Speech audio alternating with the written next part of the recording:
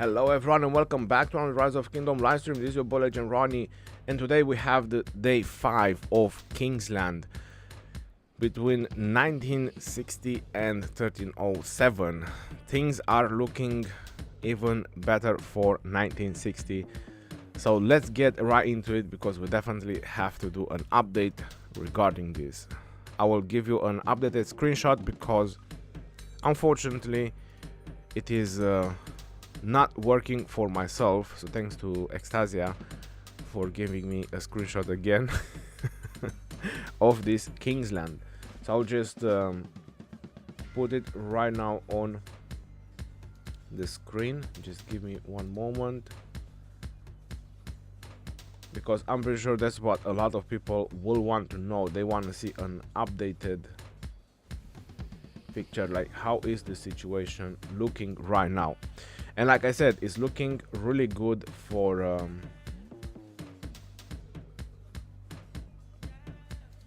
1960. Let me just add this, open, okay.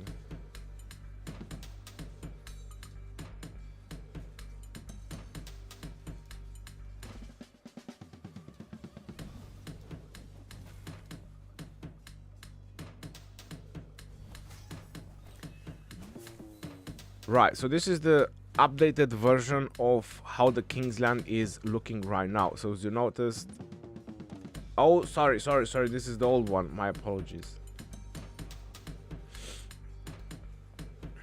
Damn, I was making up. I was like, hold on, 1960 has a lot more territory. Like, why is blue on the bottom? That was the old one, my apologies. So this is the updated version of how the Kingsland is looking right now between 1960 coalition and 1307 coalition. So as you notice, there is quite little land left on the left side for 1307. They are trying to go more on the right side, but 1302 is really active right now and they are definitely fighting heavy. Also 1960 is pushing heavy on the right side as well, and 1008 will soon be cut off as well. So 2361 will be able to burn and get on the top also, like burn 1008, because 2361 is between 1960 alliances. 60 MX is the one in the middle next to 1302, and 60 GT is on the left side where 1 AVG used to be, where is the SN Fortress. They are fighting on that side. So again, it's looking really good for 1960 right now. Really spectacular KVK, to be honest. Right now is kill event and you should see a lot more action going on in this KVK. But let's just go right into the game and see how is the action going as of right now. So welcome everyone, welcome to the live stream. Appreciate you all for being here. Hope you're all gonna enjoy this stream and some more quality fights between 1960 and 1307. Jenna, hello. It was working on iPad. Yeah, it's not working for me. It's not loading the flags. So if I zoom out, I can't see the flags again. Yesterday it was working, today is not working. Sandra, how are you doing? Welcome to the stream. 1008 not Imperium anymore. Well, they dropped power.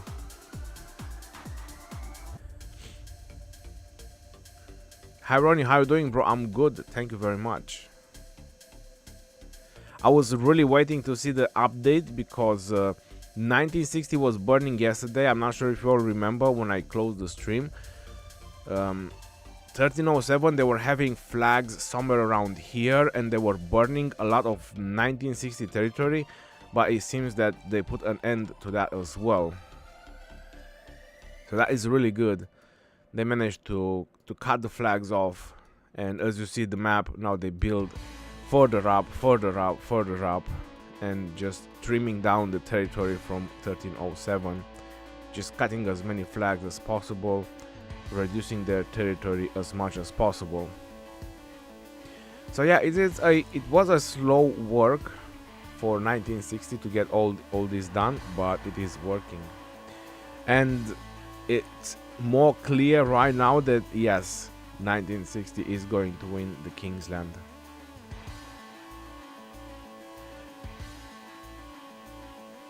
If you refresh your game and go back to the KVK, flags will show. Jordan, they will not show. It will still give me the problem with too many spectators. It will still give me the same error. I've tried that a couple of times before the stream. I close the game, I open the game, and it gives me the error with too many spectators. Nothing I can do about it. Neo, how are you doing? Welcome to the stream. Long time no see.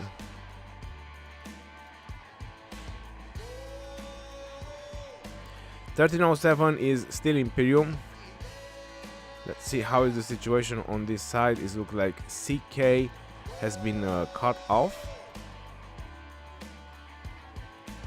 Yep, looks like 1960 is putting some pressure on TW, and now is putting some heavy pressure on 1008 as well, because they cut off all this territory, then which they're already doing it.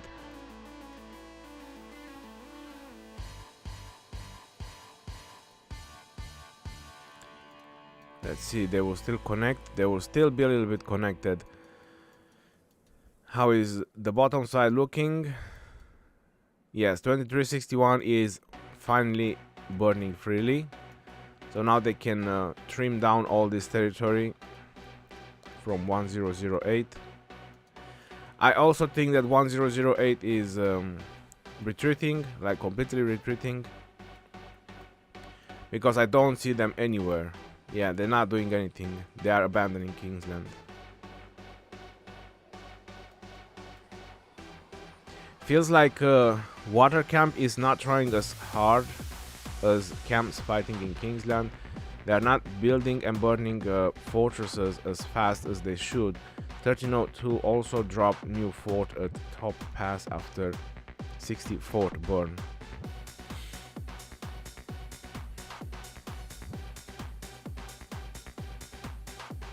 Well, I think they realized that they're not really getting anywhere. They're also low on troops. They were saying yesterday on the live stream that they are really low on troops.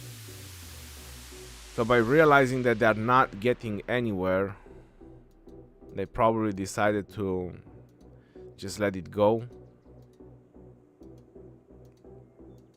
Because what's gonna happen once Kingsland is gonna be cleared, they're just gonna clear this. This is gonna be the next step. Make sure these guys won't burn anymore, or at least focus on 2-3 fronts and take care of 1077. So yeah, that's how the situation is gonna be. There's not much they can do if they didn't do already. Even when this fortress is gonna burn, there's gonna be another fortress they have to burn.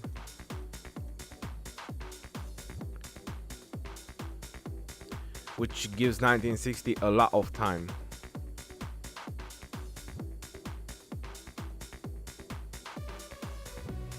There's two fortresses here, so they're not really getting anywhere anytime soon.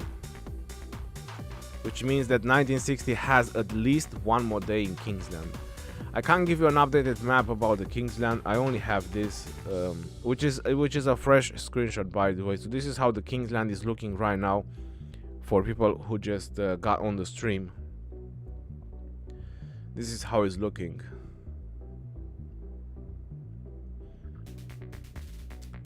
So very much in favor of 1960 coalition.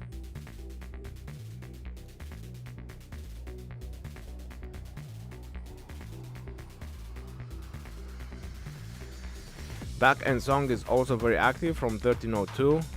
It's seems that 1959, 1607, they are trying to come out. They are trying to burn some of these flags, maybe build some of these flags. One AVG also came out, because you probably saw the initial map, and looks like people are accidentally touching the flags.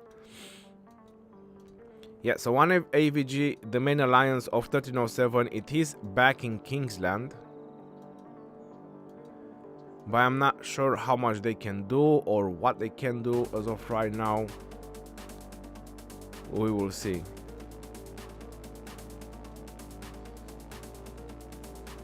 (1960) right now is pushing heavy on two fronts. So it's pushing on CB and TW, and is pushing on 1008 as well, here on the bottom, and also pushing SN on the other side. So they're having like three fronts where 1960 is fighting right now. Pretty impressive, but I guess this is their uptime. They are a force to be reckoned with, and it's crazy. I know, I mean this Kingsland has been a blast, to be honest. It will definitely go down in history. Where do you rank this KVK as the best KVK of all time? I'm not sure if it's the best KVK of all time, because 1307 they were avoiding to fight 1960 at the past 6, but I would definitely rank this Kingsland as the best Kingsland ever. Because I had a great Kingsland as well with 6.5 days, but most of the time we were having Mexican standoffs.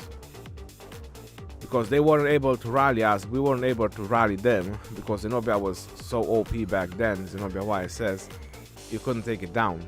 If they were putting mix, everybody was doing mix, and Zenobia YSS was getting double dead on your rally. You're getting double dead with whatever you were rallying. It was madness back in the days about Zenobia.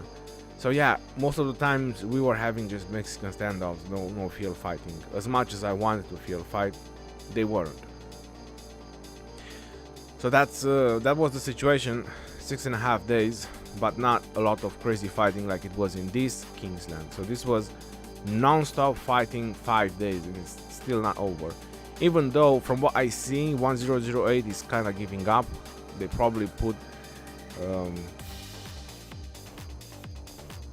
let's see if it's the next one. Nope. They probably put a mark, something like this.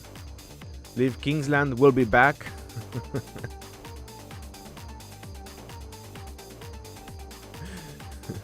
That's probably what 1008 markers look like right now.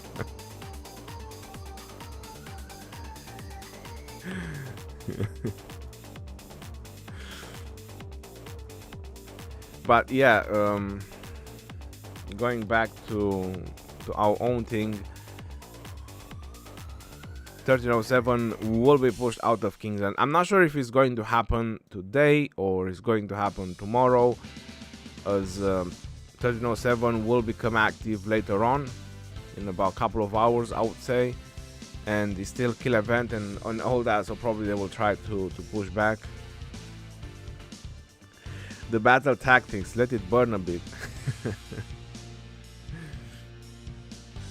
This is a legendary war, great to see for sure, a KVK that will go down in rock history.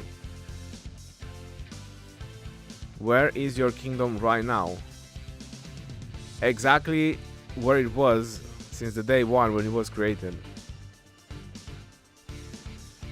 Swarm meta wasn't present during 14-15 FFA KVK. It started becoming a thing slowly in later KVKs. We were swarming, Andrew. We were swarming flags, but Zenobia YSS was so strong back then. I'm not sure why or whatever reason. Probably they tuned her down without letting us know. I can't give you these answers, to be honest, but we were swarming. It's just that you were getting like triple dead. So you were swarming Zenobia YSS and you were getting like 80-90,000 dead, and the flag was getting like 20-30,000 dead. It wasn't even funny, but we were swarming. I don't have reports and all that, but we were swarming. And we were swarming mixed Zenobia YSS, not even a proper Zenobia YSS garrison. Now is more of a swarming meta on the flags. They are stronger commanders, but back then we had strong commanders too. You can't say that the commanders were really bad. But anyway, let's just say that yes, commanders were not as strong back then. Let's just go with that. It's easier. I once saw 1008 in that KVK. I don't know how 1307 take them as ally. Bro, I'm not sure if you were watching the same KVK, but the first day, the second day, the third day, they were super active against 2361. And they managed to burn flags from 2361. And they done some work against 2361. I think they kinda drained, overall, drained 2361. So they kinda done their part. They just couldn't do more. So active, they were active. And what you need to understand is these marginal imperiums, right? These kingdoms that just go in imperium and they are there for a couple of months or until the next KVK, and then they drop imperium. Just because there needs to be kingdom in imperium all the time. There's always 24 kingdoms from Season of Conquest in imperium. You can't change that.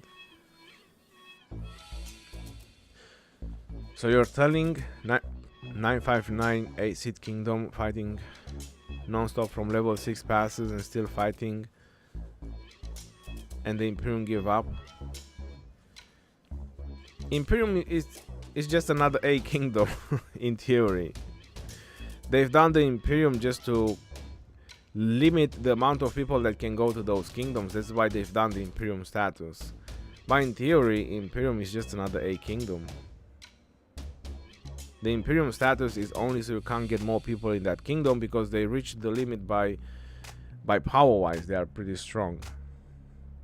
You can see flag save any coordinates in markers, and then keep pressing go.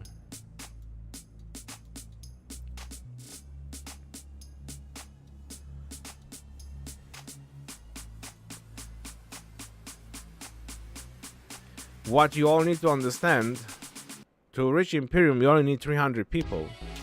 You need 300 people by power and you can reach Imperium. While a kingdom can have 600-700 players, if you have a lot of T4 players, and you'll have numbers and you don't reach Imperium. You know, that's the difference. That's the beauty of the new kingdoms. They have a lot of people, and they might be even big kingdoms, or just some lower A kingdoms.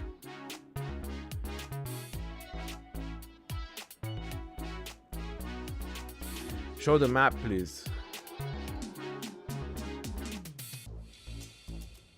Nope, not this one. This is how the map looks like right now.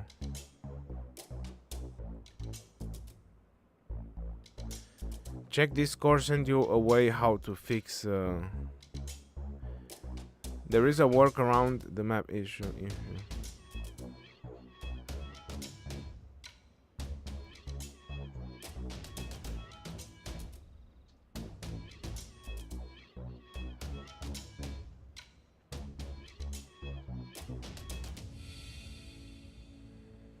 Alright, let's see if we can fix the map issue. So you see, this is where 2361 is, and this is 10008. So 1008, as you noticed, these are all their flags. They managed to push down on 2361 and they gain a lot of territory. But they are getting cut off by 1916. So 2361 done their job as well, holding 1008. And 1008 should have done a better job on pushing 2361, that's very true, because it was kind of their purpose. They were supposed to push 2361 and put pressure on 1960, but it just didn't happen.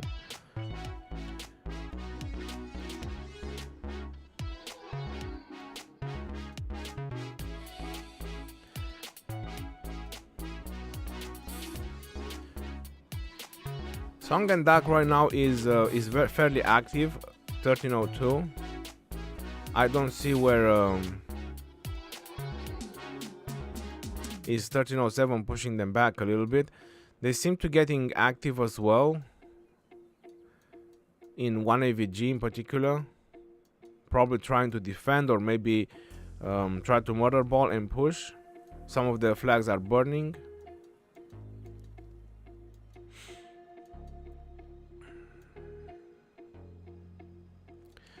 I would have placed this flag maybe a little bit further, but I guess they want to place another one once they burn this one.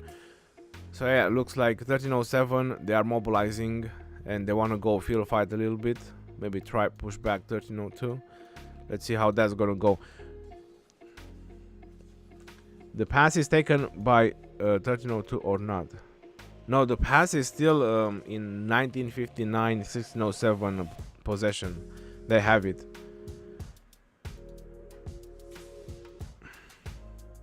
Come on, I fixed this. Hold on. Hold on. I fixed this problem.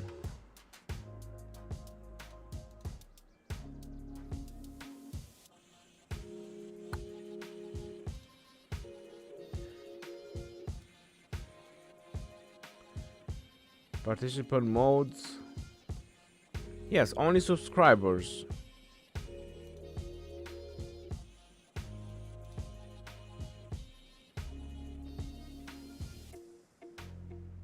I'll put it 20 minutes. Man, this bot thing is they are figuring out how can the bot subscribe to the channel. Man, this is no fun. Madness, how you doing, brother? Welcome to the stream. Sandy, Dark Q8, how are you all doing? Welcome. So someone told me how to fix this map problem. So let me try and fix this map problem. Let's take some coordinates. C11459. Anyway, all right. Let's see if we can fix this problem.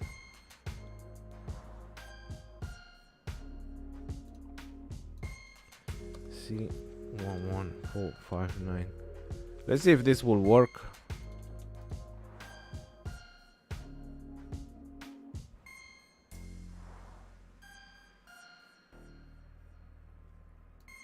Nope.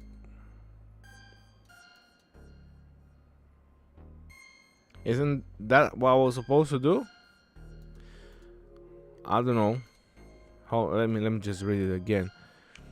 If you save coordinates of the Lost Kingdom and spectate using the coordinates, well, that's what I just did. It will work. You will need to spam click the coordinates a few times. It will tell you that there are too many spectators, but if you okay,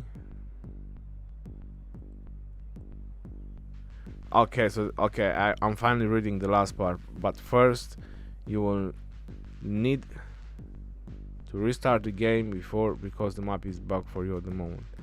Right. So let's try to see if we can fix this map problem.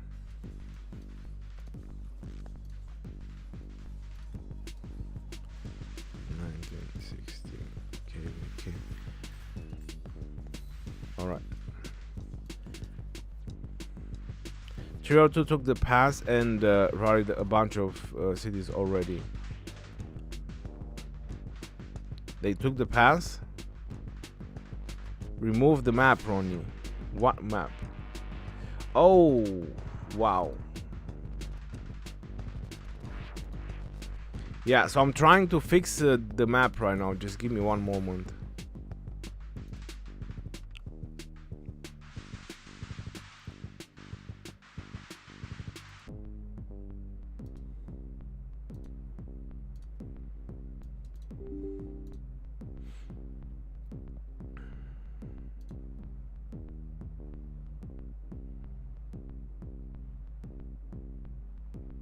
You guys only seeing the map image.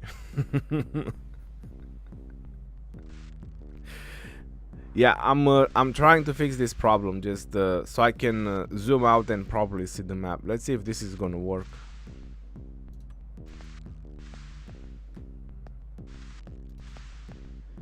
Let's go.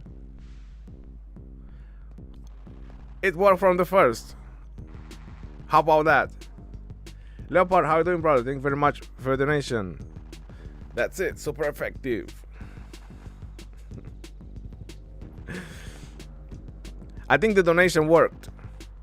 So now I can finally zoom out without needing a picture. Yes. Finally got it working. So the pass is not taken. Who said that they took the pass? The pass is still in possession of 1959.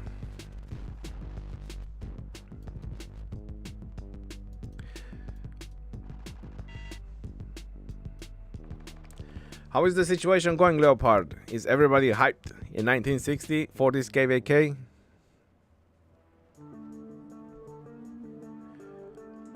They had it for a short while. Okay, they had it for a short while, got it. 302 took the pass a few hours ago but lost it. Alright, so that was a few hours ago. I thought it was happening right now. And they need a triple rally to get it back.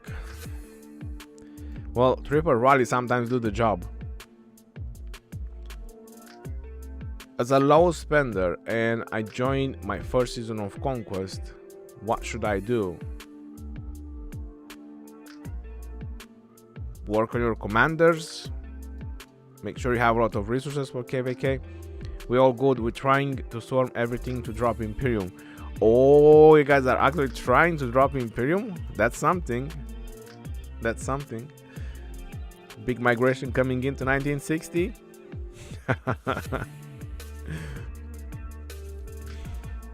Sounds good. Sounds really good. Well, I hope you guys managed to drop Imperium. You know how you're doing, brother?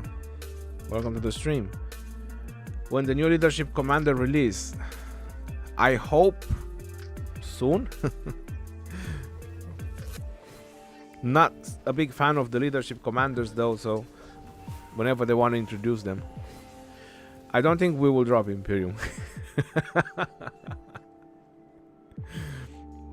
You don't think you can, or you don't think you drop Imperium? Because it's a difference. Because like you don't think you will drop Imperium, it sounds like you don't want to drop Imperium.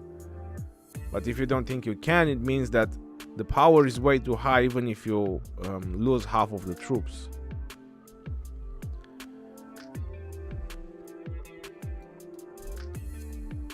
Because as far as I heard from some of the previous streams, you guys are pretty happy with the situation in 1916. You prefer to have 2 alliances than having more alliances. I don't think we can. Okay, so that makes a lot of sense. Delete. Dark UA, would you delete that many troops? I mean, you have to think about it. That's a lot of cheetah cheese right there, man. Just press delete on them.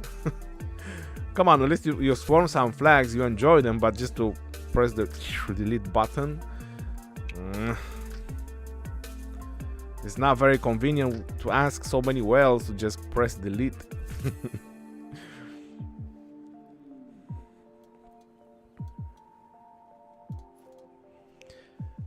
Plus 1916 is doing really good, so why would they want to drop Imperium? Situation is going great. We're not deleting troops. Kingdom will not take that title from 846. Ooh.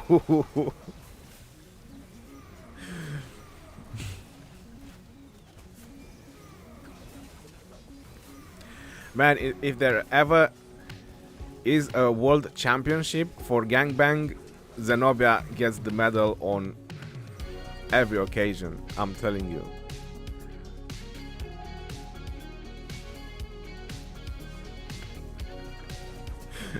Boom, Leopard coming hot.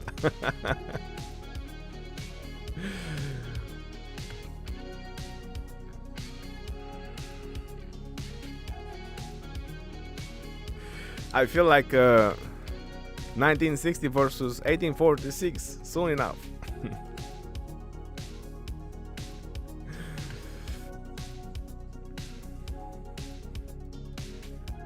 Honestly, I think everybody who has a Zenobia has probably gotten a swarm on it at least one time. Go 1960. I support you all in KVK and Ark of Osiris.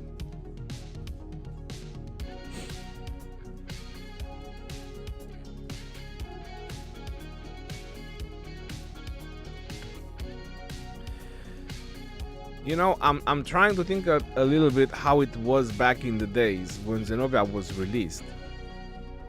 It wasn't so great. But then YSS came around and just boom, the Garrison meta just started.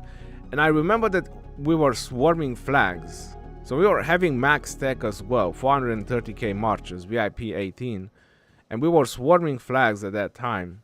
And we weren't able to take down a Zenobia if they were reinforcing, even with mix. So there was mix Garrison reinforcing with mix. You could not take down a Zenobia YSS. And I see now, when they are swarming, that thing just melts. It completely melts. It's like it didn't even exist. It even have 5 cities around that flag, and you feed the flag as much as you want. That flag still melts. It's mind-blowing how the game is progressing and how powerful the commanders are getting. Sunny Production, how are you doing? Welcome to the stream. 1960 players are doing best to drop power now, otherwise they will be punished by 20% deduction of GT coin if they end up having power more than 100 million. Yeah, I don't know how the GT coin works, to be honest. I only heard the part that you might possibly get bundles and stuff like that. That was the good part about the GT coin that I understood. If you have enough kills, or if you have enough dead troops, and you get some GT coin,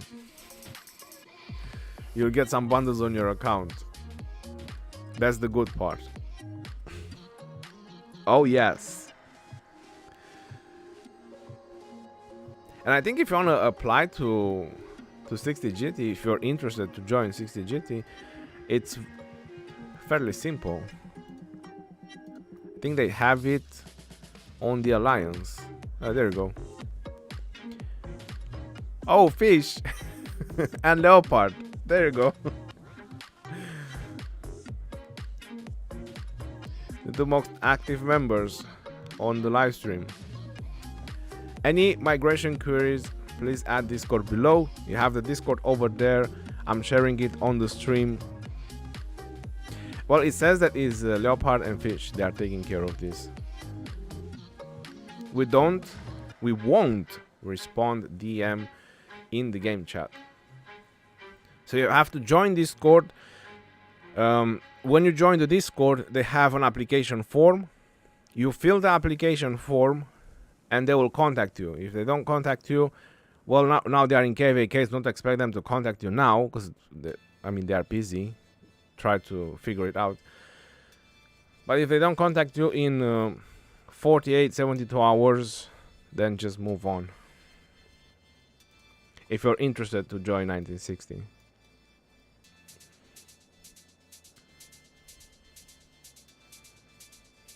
Zoom out, please. Yes, I'm zooming out. I can zoom out. We fixed the problem and it's working. Let's see if they're trying to cut this side. Nope, I don't see them. Because they're not defending anyway, so I'm guessing that they want to leave this territory for 2361. Which right now they are... They could drop another flag and burn some of the other flags, but are they really that busy? Or they're out of resources? Is that a possibility that they can't build flags? Maybe spam the application form. Oh yeah, apply every day. Right, that might be a thing as well. You apply every day and you hope for a response.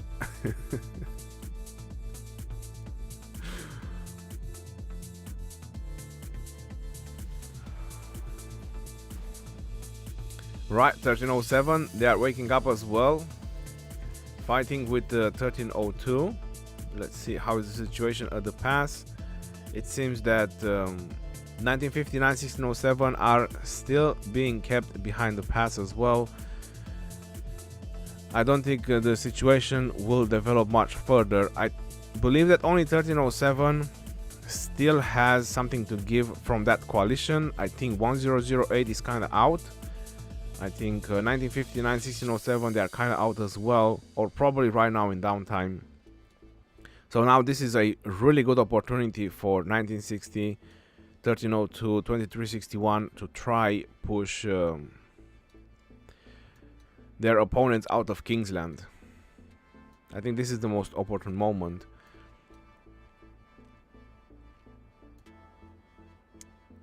And maybe 2361 is focusing on this side. I didn't really look because they have 61 OT, but I don't see any cities either around this area. Let's see, are they focusing here? Oh, there you go. There you go, because we were talking where is 2361. There you have it.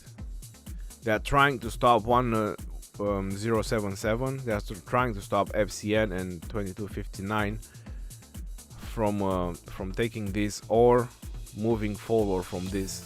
So yeah, they are pretty busy on that side from what I see.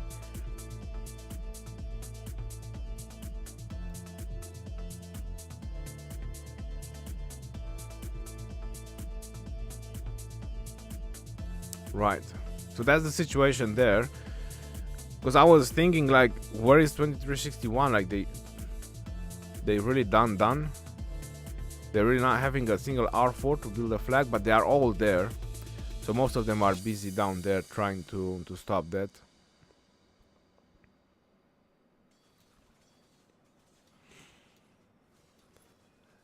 (1960) going hot on CB as well. Flags are burning, looking really good for them. We have Zenobia in the flag, and oh my god, this guy is taking so much damage. Wow, I'm not sure if you're 17,000 wide numbers. I don't even want to know the amount of that he had. He stopped, but that was a full flag with Zenobia. I really don't want to know. Mistakes were made. Happens in every KVK.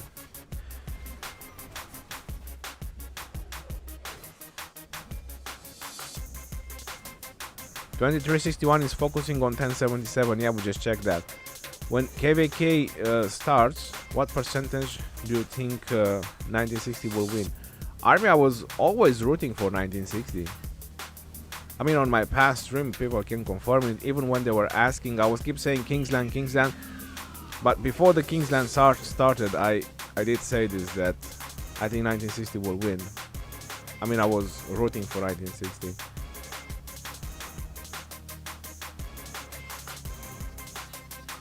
And then for a slight moment in Kingsland, I thought it's 50-50 because 1307, they were holding really strong.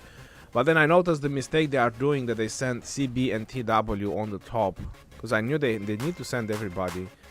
They should have gave a chance to 1607 and 1959 to try to hold, but they didn't. They were trying to help them, and those guys weren't able to do much, maybe just hold and buy time. So they keep sending the CB alliance and the TW alliance on the top, which I think that was their mistake from the first day, instead of sending all their forces towards you. And then I realized that you guys gonna win, because I know some of these Imperium kingdoms, how they work. If they lose the momentum, when you have everybody online, or maybe 80-90% of the kingdom online, if you lose that momentum, you're not gonna get that moment again, and that is it. It looks like this flag might just go down, to be honest.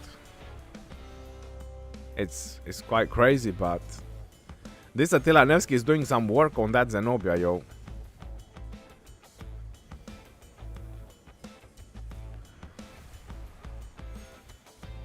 And look at that, reinforcements coming into the rally. Alright, they're reinforcing now. GG Army. I think it was him who went in. 1960 will collapse if Baba joined them. I don't think 1960 will collapse if Baba will join them, to be honest. I mean, come on. What will happen if Baba and Goodfather join 60 GT? Well, first of all, you should get your facts straight about Goodfather, because I've done a video about it, and then mention him. And I don't think Baba will live 1556. I don't think he has any reasons.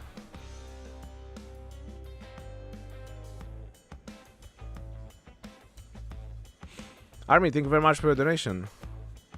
I appreciate it. And you think that Baba is not going to 1960?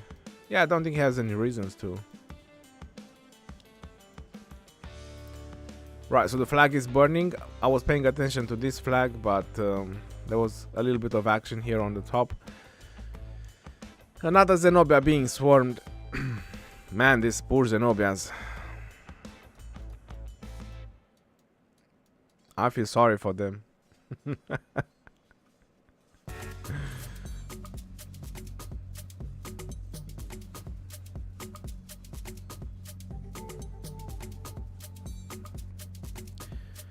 So let's see, once this flag is burning,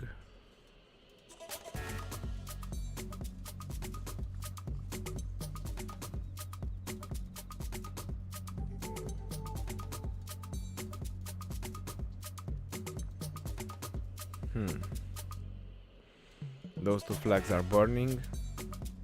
Are they getting anywhere?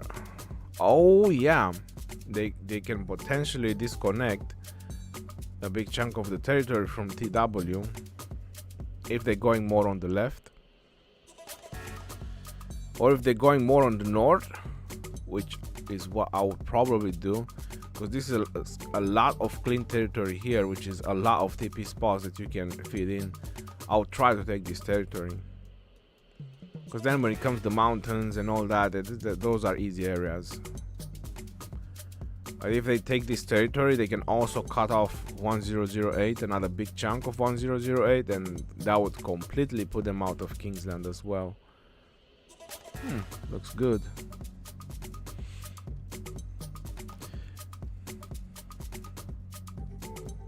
View as governor account.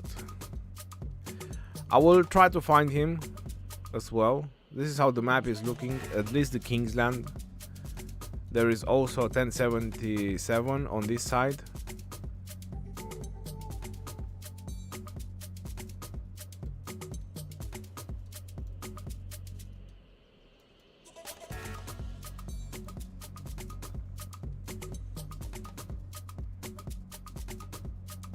Oh, this is Kingdom 1236. So they could potentially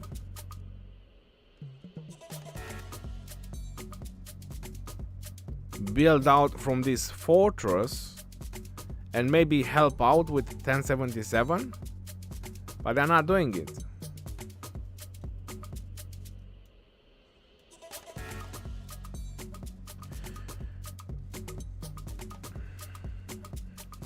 Good win, 1960. It was an amazing Kingsland though, really. I thought it's gonna be over really soon, considering that 1307 they were refusing to fight at the past sixes. I was really hoping that that's gonna be over, like, you know, Kingsland is just gonna be a couple of hours, maybe half a day and so on. But yo, this is the 5th day and they are still fighting. It's more than you could ask for.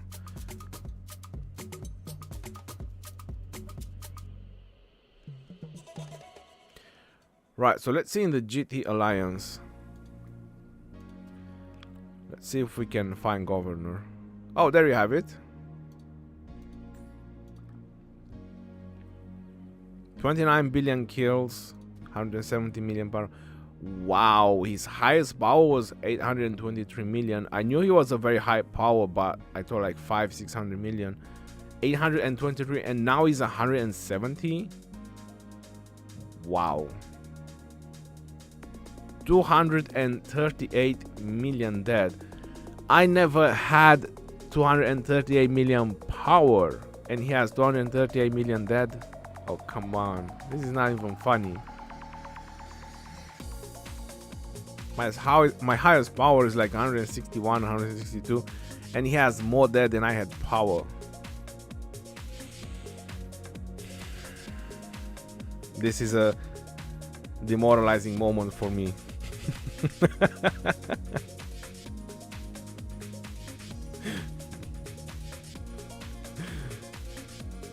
My Kingstar KVK at 500 million power.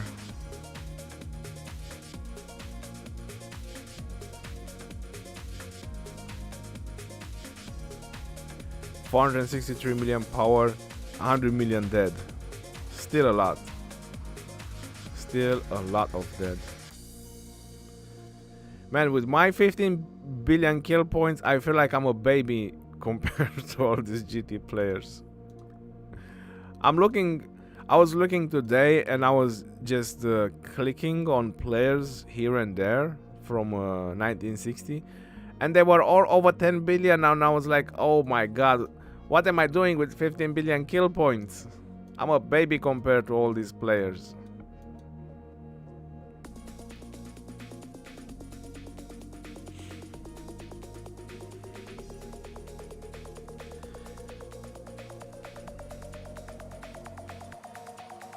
He reached that power when KVK 1 versus 3 versus 21-20. He lost 600 million power in KVK. Wow. Yes, wow. So the things governors do for the kingdom to win KVKs. Maybe the game is cheaper in Asia. I don't think so. So let me just put it out on the stream, just in case you're wondering that in some countries people are paying cheaper. It might be 5-10%, maybe cheaper. Or for example, as I pay in British pounds and someone pays in US dollars, obviously the British pound is much higher than the US dollar.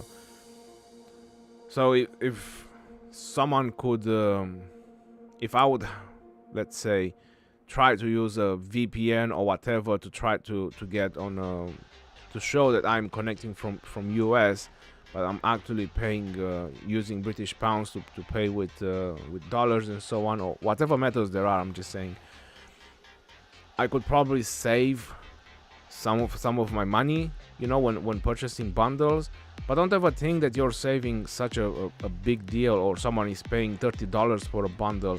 It's 10-15% you're saving, maybe, or in difference. That's all. That's all the difference. It's just because currencies, some currencies are higher than the other currencies. That's the only difference. It's not like some countries paying $20-30 for a $100 bundle. Only Canadians, they pay $150 for $100 bundles. And I think in Germany you pay 110 euro or 120 euro for a $100 bundle or something like that, because there is some extra taxes. So you're not like, you know, saving big time. Bro, have more spenders doesn't guarantee they will play well. For example, 1860. They have a lance give level 43, but they don't fight properly. That's true. That's true. It makes a difference if you have spenders with brains. Spenders that are really knowing what they're doing. As fighters, as players, it really makes a difference. I agree on that. It's one thing to have a lot of spenders in the kingdom, and is another if they know what they're doing.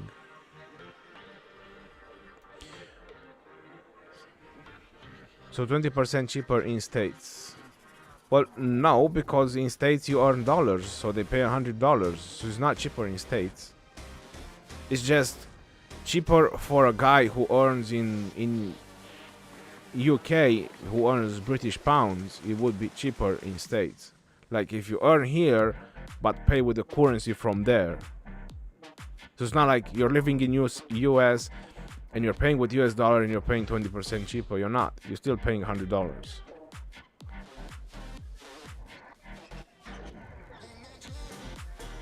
So governor buys bundles to 1960 players. I do not know that. So I think in this side the fighting is over. I think SN is not defending, or so it looks like. Let's see if they're trying to push. Nope. What about here? Nope. So this is where the major fights are happening.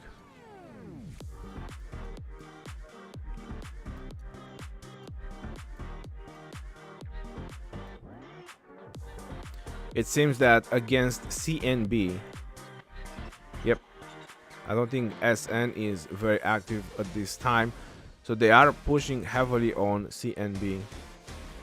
Like I said, this is a good territory to take. I mean, look how many cities you can port around. Very close reinforcements, fast reinforcements. It's a good place to have. Money and dedication get you the win in 1960 if they spend. They play with dedication and well-organized manner. I can only tell you one thing. Regarding KVK, regarding about spending, regarding about all that. If you don't have discipline, it doesn't matter how rich you are. That's the reality.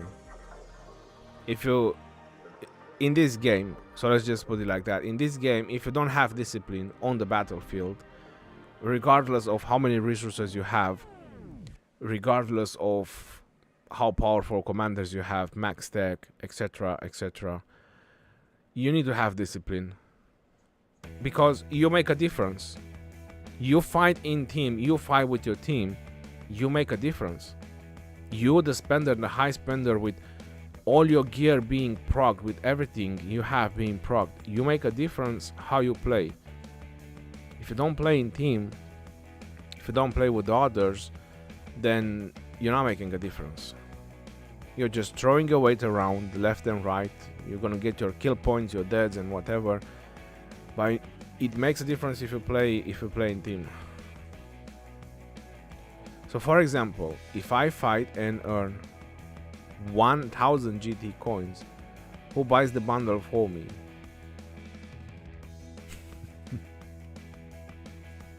Yago, first of all, you should worry trying to get in 1960, and then you should worry earning 1000 GT coins or getting some bundles. So try to get in first, you know, do the baby steps, and then you can dream about fantasies of how many bundles will I get if I get X coins.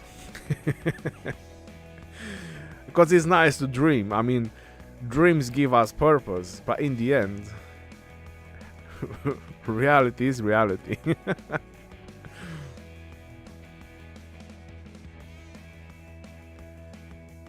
You did send me in Discord. May I help you? No, thank you very much. I sorted the problem. I wanted a screenshot of the map, but we sorted the problem, and I can zoom out and zoom in. Now I can see the map. That's what I wanted. I wasn't able to see the map, but thanks to Extasia, she explained me, or he explained me how to sort out the problem regarding the map, and now I can see it, which is really good. So I needed screenshots because people are asking, they want to see the map, and I needed screenshots. That's why I was contacting you. But the problem is sorted, thanks. 960 is well disciplined. That's our Chinese culture. Discipline, collectivism, sacrifice, and hard working. There's very nice virtues there. First of all, good luck on outperforming those other wells in 1960. Yeah, 60 GT is now formed with a different attachment. I can't say that, but we can move together.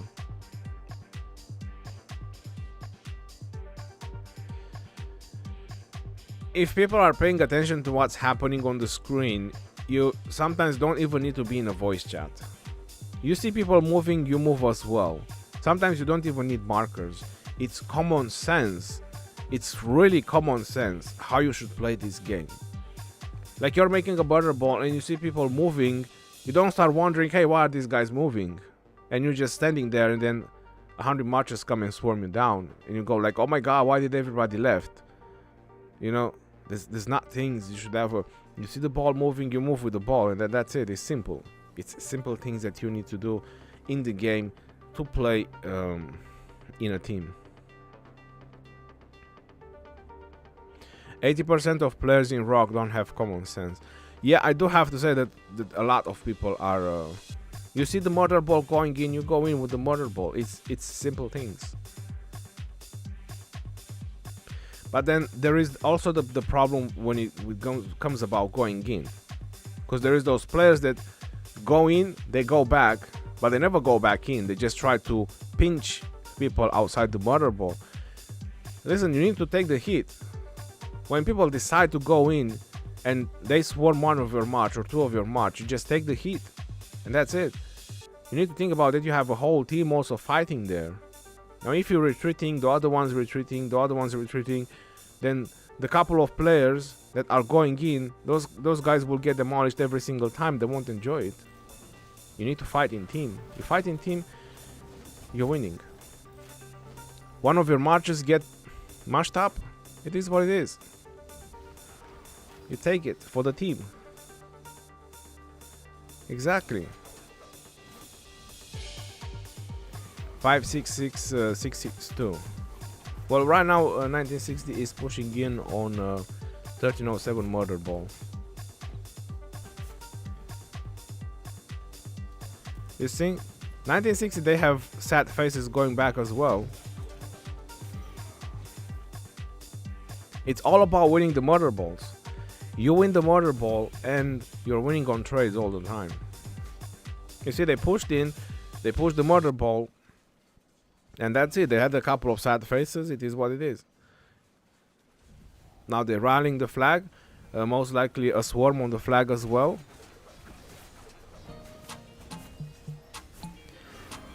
And let the fun start. Poor Zenobias. But why isn't anybody trying some Archer Garrison? Is it really that bad? Are Archers really that bad? Because I haven't seen a single Archer Garrison.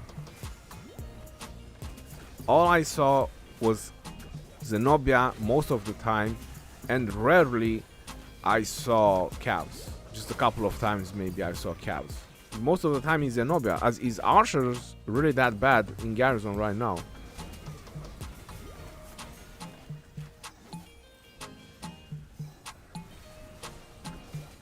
Harani, one question. Is the one step ahead the best bundle for King after King Coronation? The one step ahead? No, I don't find that to be a really good bundle. King Coronation, yes, it is that one time a really good bundle. But if you want for speed ups, the bundles that are really good is the event bundles. So whenever we have those special events, those are really good in terms of bundles. Those are the next best bundles after King's Coronation. Luckily, I only have one march. Archer's Garrison are the easiest to swarm down. Wow. So we have a Flavius Garrison right now.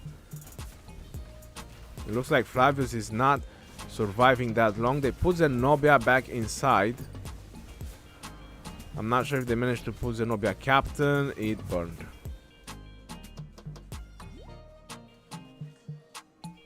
Yeah, that's crazy. So you see, this is what I was trying to say. This is how powerful the commanders are right now. Look how many cities you have around this flag, and you can't feel a flag as it is being swarmed down. So if the swarm is always fresh, if people know when to retreat, so fresh marchers go in the swarm, you just can't feel a flag as it being swarmed, as it being damaged. No need for rallies. They have, they did had, it was Henry and someone else. I didn't saw the second in command. Probably Henry and Nebo or Henry and Gilgamesh. They did had a rally. 60 swarming, all garrison doesn't matter. I don't think they would swarm fortresses like that, but let's just say flags it's one thing, fortresses is another.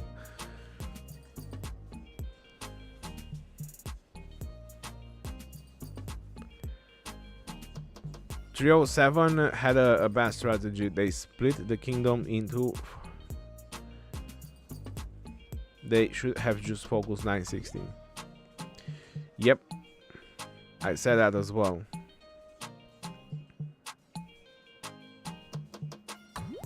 Now Trio 7 has a lot of respect. I mean, they fought really crazy in this KVK. They've done a lot more than people would have expected. I mean, at least what I was expecting of this Kingsland. So they definitely done a lot of work and done a lot overall. So they definitely deserve a lot of respect for that.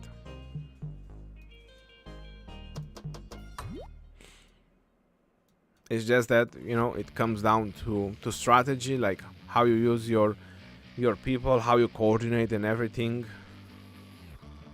which makes a difference as well.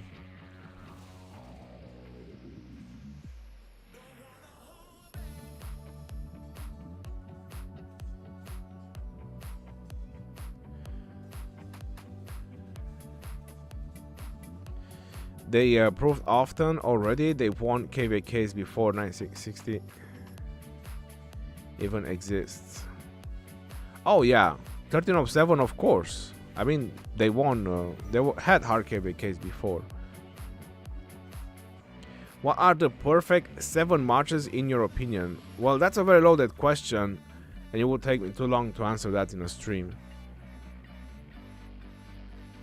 Because I also need to think about it a little bit. I mean, I have my marches that I know I'm usually doing, but the perfect 7, that's a very loaded question. They won KVK because all their KVKs were against unknown kingdoms. Big Papa, but now is their true test. This kind of was a true test, to be honest. And as much as everybody is saying who was fighting 1302, it was all about the first day in Kingsland.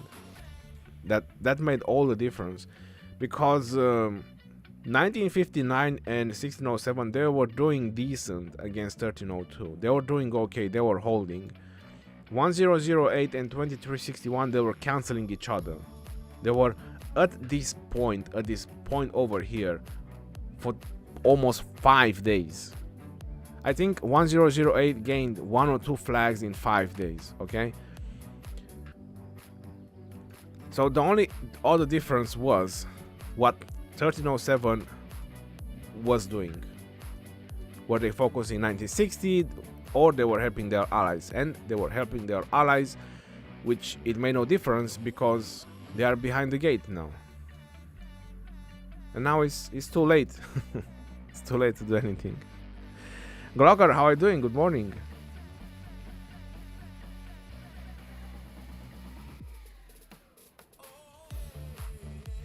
And in the end, good or bad decision, you need to take a decision. Even in life in general or whatever, you have to take a decision. You know, you can't stay neutral or numb about the situation. Good decision, bad decision, you need to take a decision. So they took a decision. They sent 2 alliances on the top to help their allies and 2 alliances on the bottom to fight 1960. Good, grinding some Diablo. Is that the new patch for Rock?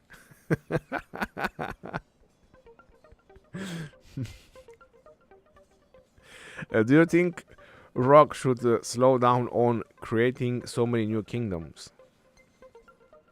To be honest, I don't know, but I can only tell you one information that I had recently, is that new kingdoms, when they went in the KVK 1, they weren't even able to beat the level 4 pass to get out, because they had no wells, no players. Well, maybe they had enough players, but they didn't have any wells or any player capable to rally a level 4 pass. And some kingdoms, they complained that to me, saying that they had nobody to fight because people can't even get out.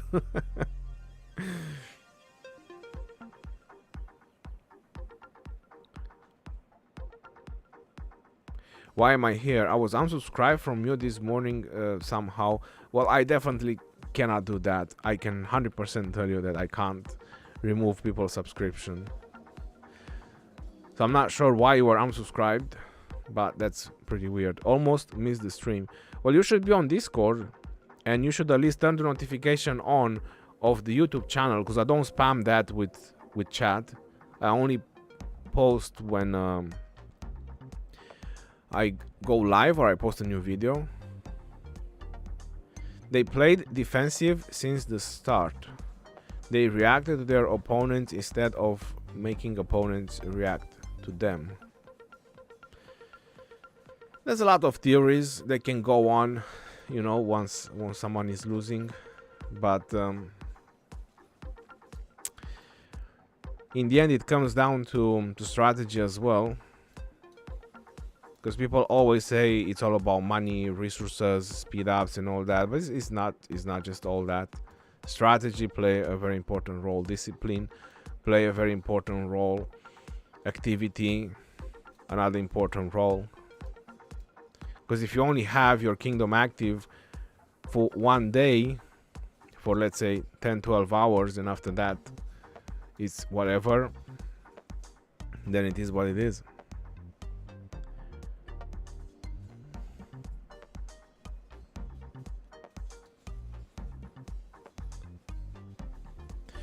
.307 is good Imperium Kingdom, but 1960 is outstanding.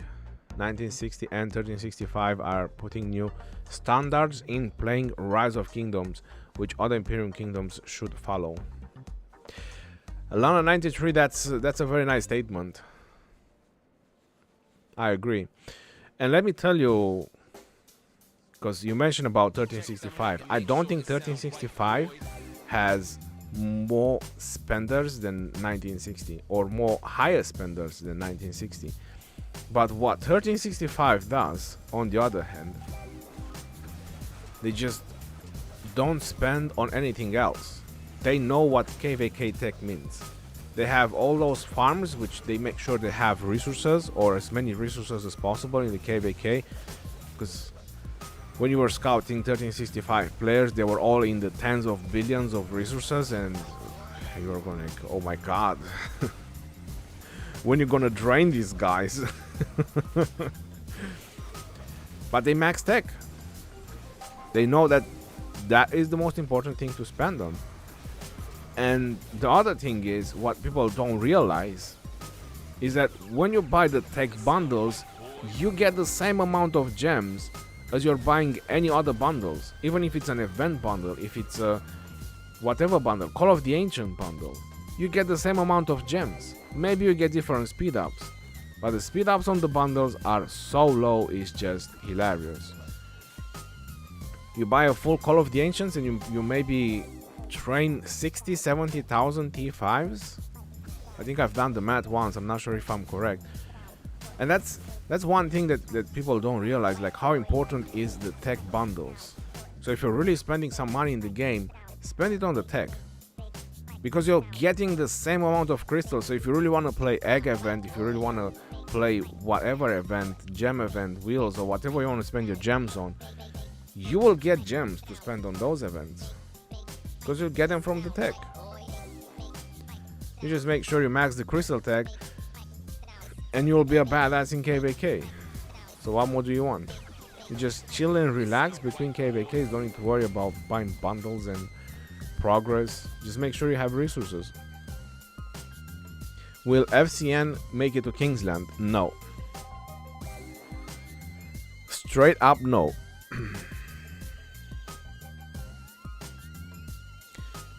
Because 2361 is also fighting them and it's also burning them, so they will be slowed down.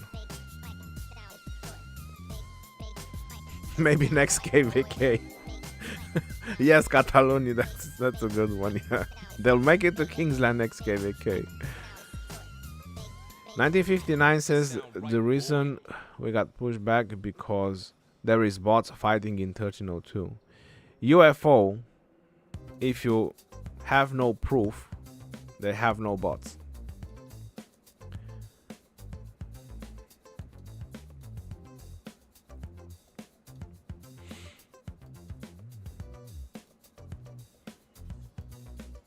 People saying is one thing, but proving it is another.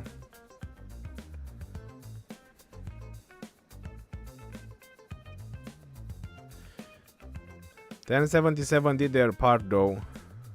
I think 1959 camp is just unperforming. No, 1959 done really good. No, don't get me wrong. I mean, every kingdom in this KVK that participated in Kingsland, so pay attention to that. Every kingdom in this KVK that participated in Kingsland, I repeated myself, done really good. Melin, how are you doing? Welcome to the stream. Because 1959-1607, at the beginning of Kingsland, they were holding their own. Of course, CB and TW, they were also coming in and they were helping them. Right, they were making big murder balls and they were smashing 1302 every single time they were pushing in. But even when CB and TW, they were not coming in, they were holding on. 1959-1607, only when they went in downtime, which is pretty normal for kingdoms that are not imperium. I use bots too. They just vacuum my floor and mop it.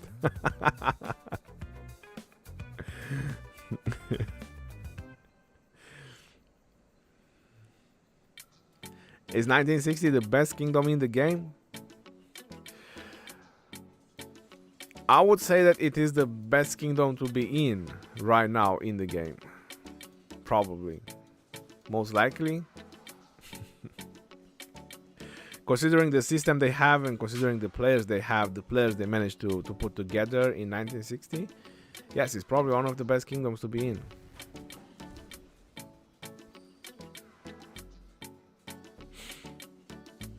And they're also on a win streak when it comes to KVK. They also have good Osiris League teams. There's a lot of reasons. They're doing really great. Props to them.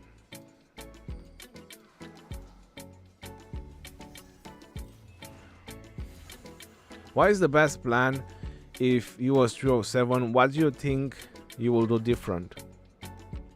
If I would have been 307, and what I would have done different is the moment I noticed that pushing 1960 is so hard, I would have sent the murder balls from TW and CB, I would have sent them down. With that amount of marches, I think it would have been too much for 1960. Because 1960 was holding on and slowly, but very slowly, they were pushing on 1307.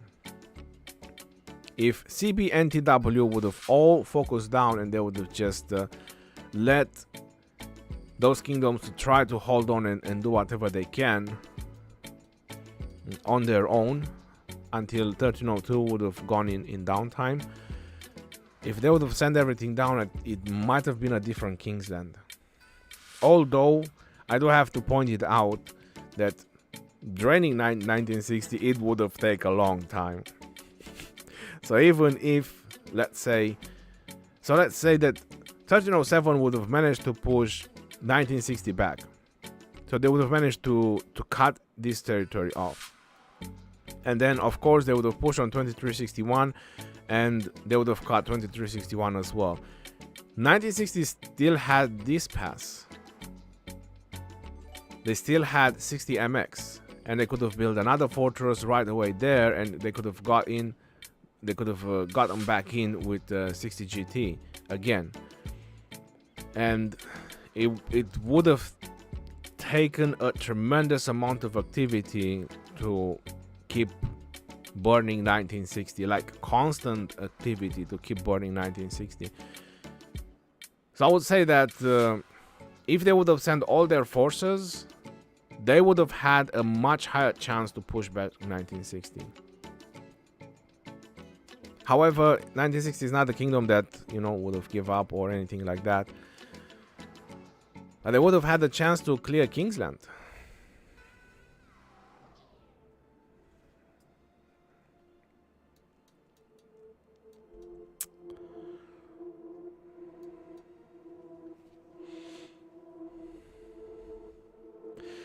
People are only talking about the money 1960 is spending. Almost no one talks about the huge activity since Kingsland opened. Sandwich King. Well, that's a very good point as well. They were super active all the time. Like, even in their downtime, they were having field presence, which is remarkable. Because you have to think about it, 1960 is a 2 alliance kingdom. It's not like 4 or 5 alliance kingdom, where you obviously expect to have a murder ball going on at all times during KVK.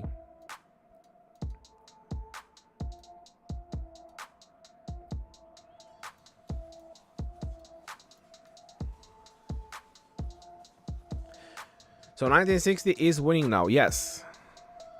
Hardest KVK for 1960? Well, I think that's a statement for them to say it. It's not over yet, because I presume that 1307 might want to drop Imperium, considering that they had such a hard KVK and there are so many troops. Somebody kill Miha. I remember her from 12 Kings. I'm not sure if it's the same account. I think she was in 12 Kings as well. I was always targeting her on the field.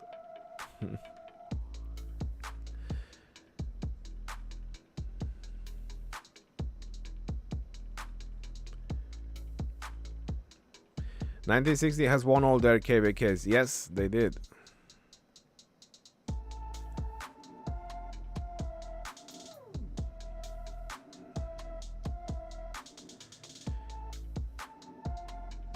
Maybe they should be a kingdom league and league table. What? What do you mean by kingdom league? They've done the stars. I think this is the league, or whatever you're calling. I mean, this is the fame of the kingdoms right now, the stars, and the banner from the Osiris League, and the lines, like how many times you were champion.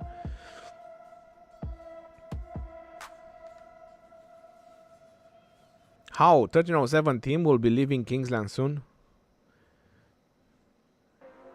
They will be back. They are leaving Kingsland soon, but they will be back, don't worry.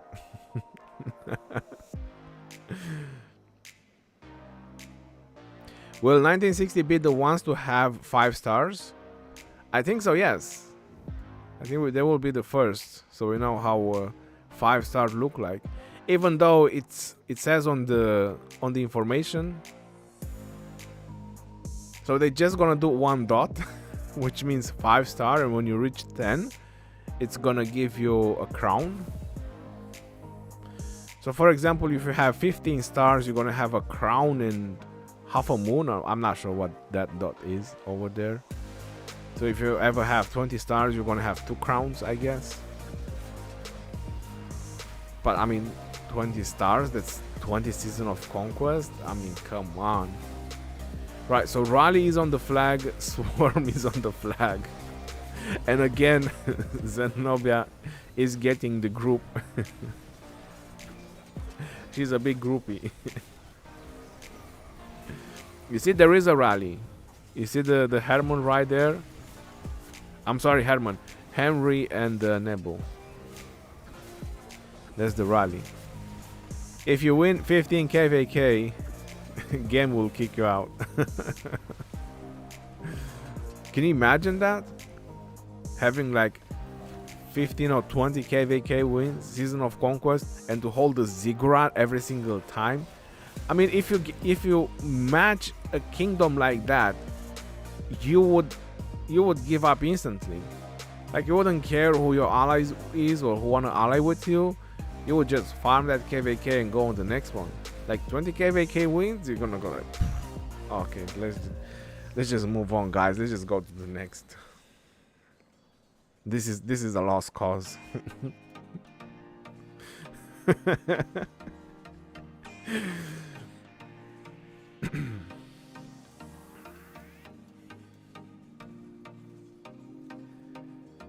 15 KVK equals to 4 to 5 years. Well, if you keep going in on the first pop, so if you don't have problems with resources or recovery, or your kingdom doesn't have problems with that, and you keep going in on the next pop, I think it's about 3 months. You can have a KVK every 3 months, so you can have 4 KVKs a year, give or take. So if you have 4 KVKs a year, there's more like 3 years. 3 years, 12 KVKs. 4 years, 16 KVKs, and they have 4 stars now. So 4 years from now, they could potentially have 20 stars.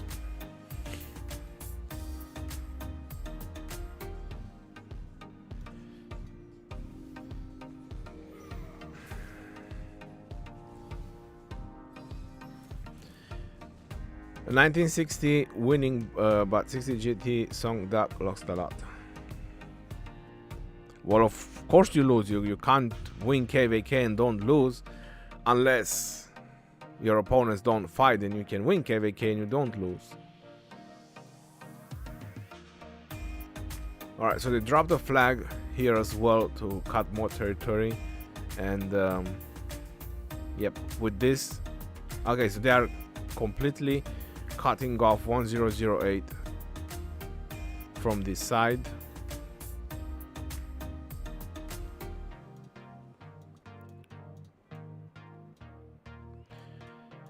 Which is giving more free burning for 2361.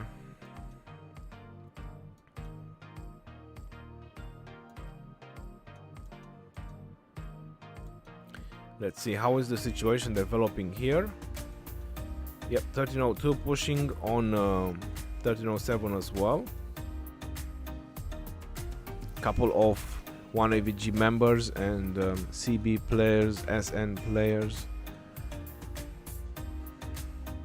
1960 need a desert KVK after this recovery KVK.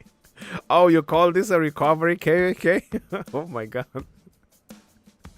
Bro, they've been fighting a lot. I mean, when it comes to past sixes, 1960 was always active on the past sixes. And then they fought for 5 days in Kingsland. How can you call this a recovery KVK?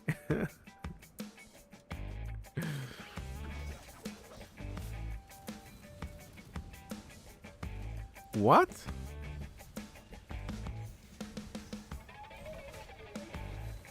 Oh, they're swarming a city.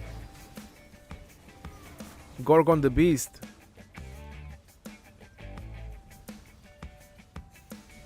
Well, Gorgon, you're not gonna be a beast anymore after this. You're gonna be a mini beast.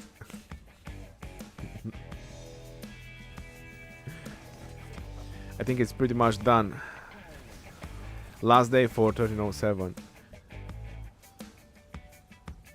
I mean, they are ahead just by little, not by mile.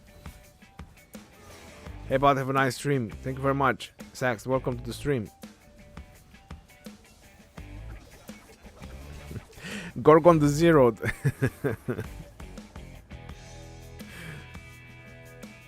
No, the Zero Gorgon.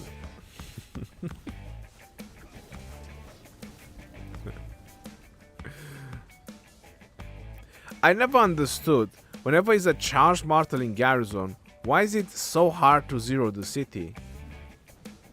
Like, what's the catch? What's the catch that I don't understand? 61 million. 61 million and he's zeroed? Yo. He must have some upgraded commanders though. To be 61 million and not be zeroed, he has a lot of commanders. I mean, power-wise, you need to have the commanders. Otherwise, I can't explain it. Martel OP.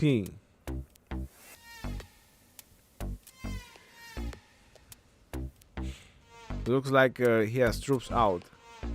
Oh yeah, he might have troops out. Probably in some of the flags. Wait. I have the perfect idea. What if he sent a march to the ruin and he can't even TP, he can't even bubble because he has a march in the ruins?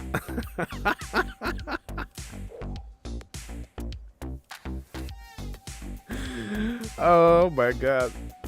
That's a very possible scenario because as long as you have a march out, yeah, you have a march out, you can't bubble, you can't TP, you can't do anything.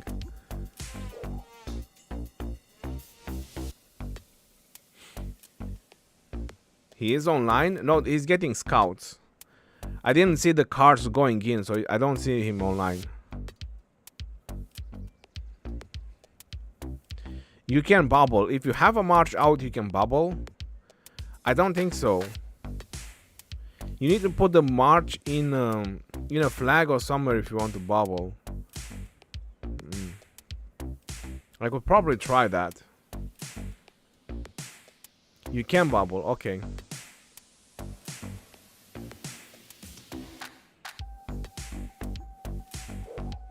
You can't TP if you have march outside. I know that for sure. I know that 100% that you can't TP.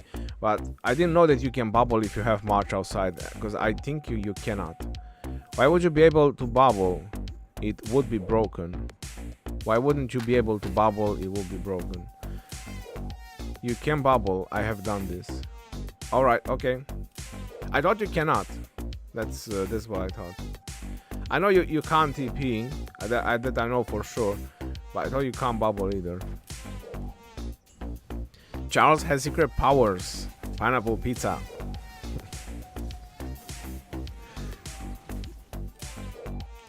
You can't TP if the march is in a flag. I know that. He can bubble. Alright, okay. It means that he is not online. Oh, now he's coming online. You see the cards? Now he is online. Now he just logged in. But I think he logged in too late.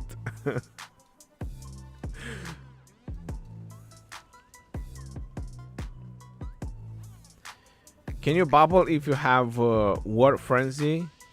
No, you cannot. Ronnie, tell your most exciting KVK you have played. Most exciting?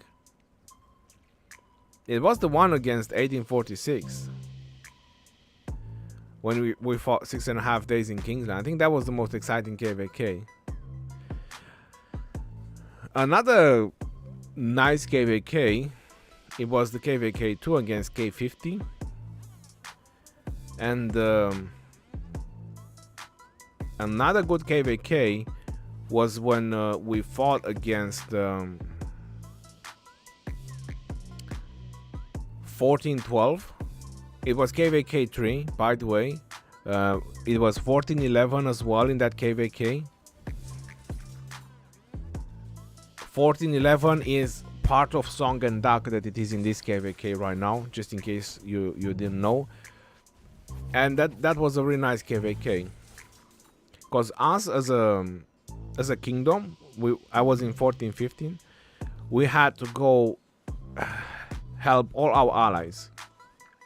So we locked in our kingdom, because you all know KVK 3 is the light versus darkness, that 4 versus 4. So we locked in our kingdom, and then we had to help our allies in the north, then we had to help our allies on the left, and then we had to go help even 1411. So we went on all 4 sides, we had flags everywhere in Kingsland. That was a really nice one. Everybody was hyped. Ronnie, do you think 1960 and Allies are the winners of Kingsland? The way it's looking? Yes. Okay, so this is a very long rally. 2 minutes. Let's see where they're going.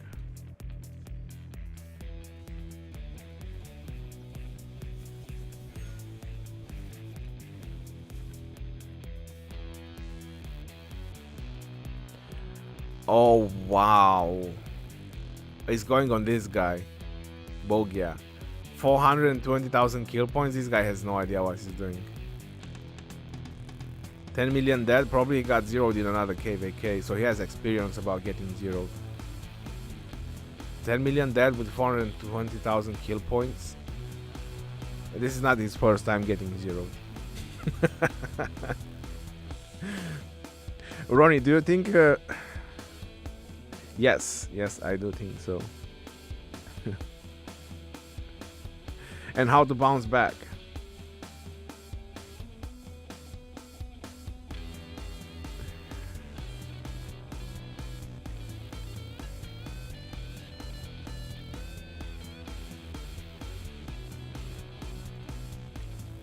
Hold on.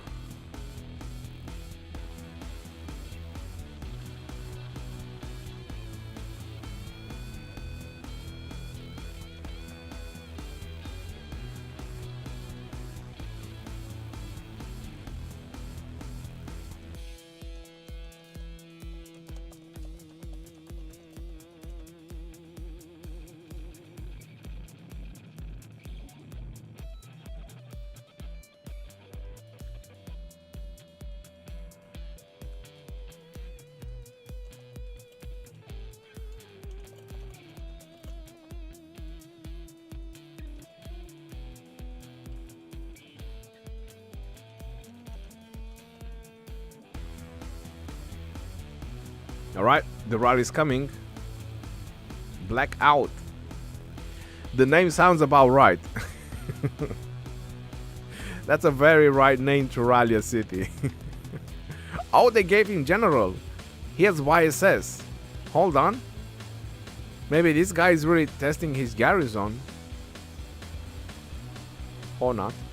That's a YSS and YSG. Oh, rip his garrison. He's doing some damage. Not that much. 150k. Look at the sharks. Piranha. All the piranha. Look at them. It's like they smell the blood. You know, piranhas, when they smell the blood in the water. Sharks are circling. Just waiting. How many kill points did you get this KVK? Not enough. And they're swarming the rally. So this guy started with 94 million power. I don't think his hospital is full. I think he might be doing this on purpose. Oh boy, they let the rally go all the way down. I mean, it's faster to get home.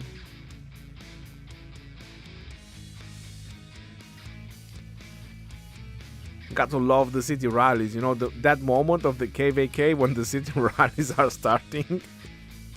That's the fun moment when your rally gets filled in 10 seconds. Ronnie, I have a question. I'm a mid-spender and this is my first season of Conquest. Currently I have 1020 gold heads. My best equipment is infantry. Shall I max Guan or Scipio? I am planning to max Nevsky as well. 100% go for Scipio Africanus. The prime Scipio Africanus.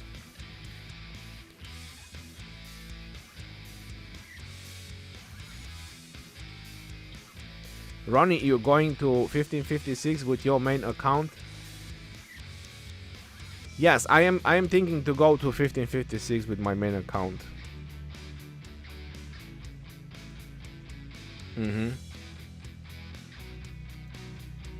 I'm not sure yet, but you know, it's a work in progress.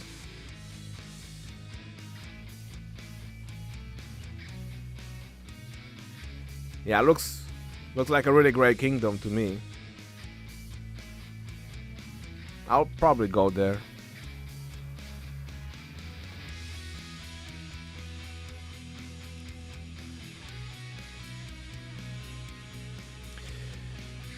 How's your kingdom with 2155 lost in KVK? Yes, I'm no longer in 2155.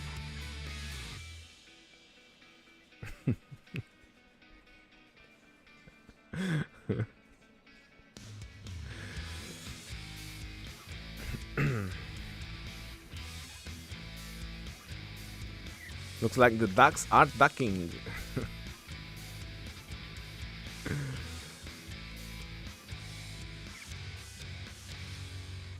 So they're dropping the pass for now, because obviously it's more important the Kingsland. Burning some flags. Right, so 1302 is pretty active right now. They're definitely doing some work. Let's see how is the situation going on here. And looks like someone out of boredom is solo swarming a Zenobia, because why not? But that seems to be a solo Zenobia. Yep, there is no reinforcements, and that's it. You're just one march, two march.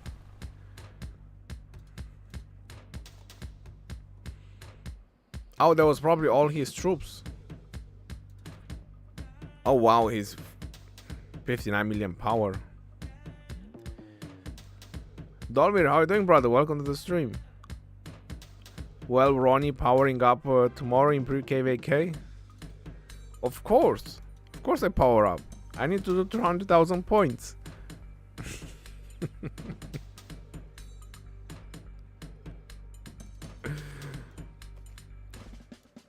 I need to do the 200,000 points to get my exhibits coins and my rally coins.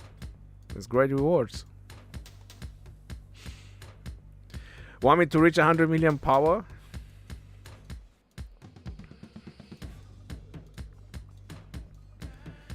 Yes, we are in pre-KVK in 1682, just in case you're wondering.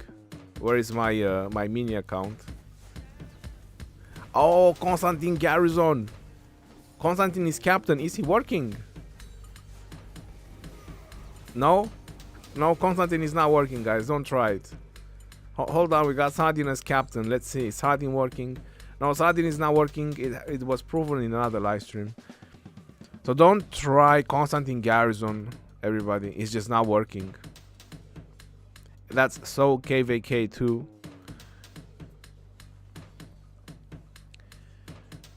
When will your KVK map appear? Well, it's on right now. I'm not sure what you're referring to, my KVK map. I am jealous of the players in this KVK. Our pass 4 was yesterday, didn't even last 24 hours, and the enemy gave up, didn't even reach 30 million kills. Sad life in a low A kingdoms. That may be too much for us to handle. I know I'm gonna need at least an hour and a half of Duke. I'm not sure if I will be getting Duke for that long. To train those 200,000 points, I need an hour of Duke. Okay, so looks like we have another rally going on our guy from 1236. Is he still there? He didn't heal yet, that's for sure. Looks like Bogia is getting another rally. Ronnie, you're a Cav main. You have 1,300 gold heads. That's a lot. People are always complaining they don't have gold heads, and look at that, they come on the stream and saying with thousands. I have 1,000 and something, 1,000 and something. Oh my god. My plan is to max next field fighting Cavs. I have no archer and Guan alert my main infantry. So okay, should I get Scipio or Buddha? Who's Buddha? Oh, Boudica Prime, my apologies. To have my once archer march to pair with YSG. Fly smalls, I would get Scipio first and Boudica after. So if you really want to have an archer march, Boudica and YSG is really good. 60 GT at least, they have been using it like crazy in this KVK, so I'm pretty sure they're using it for a reason, because she's really good. So if you want an improvement, that's a good march to have. But highly I would recommend you to get Scipio as well. Even if you do like a Scipio Alex and not a Guan Alex, definitely get Scipio. And if you want to say for the next cabs, you have to think about that right now we have the leadership. So there's going to be at least 2 months while we have the leadership, and then we're going to get the new cabs. So I would say that you have at least 3 months ahead to probably save for another commander. And I think that's plenty of time.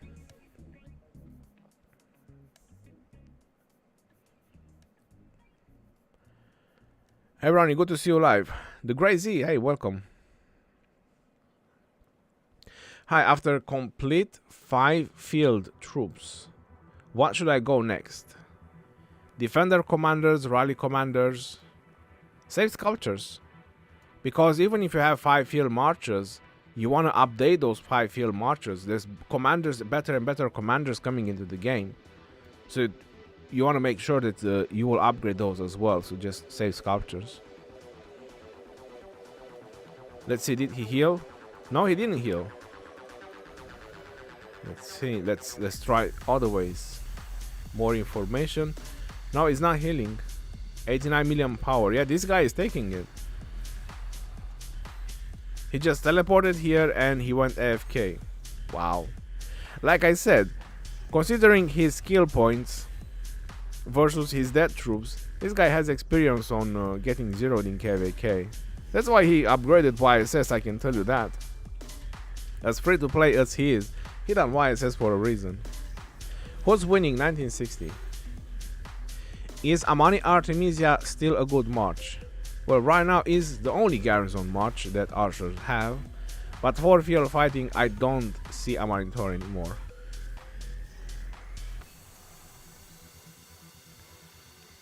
Ronnie, is there an order for daily special commanders being added? I'm waiting for Zeno to hit daily special. When do you think they will happen? Well, you need to hold your horses on that, because first we need to get Artemisia, Ramses. After that we need to get YSS, Theodora, right?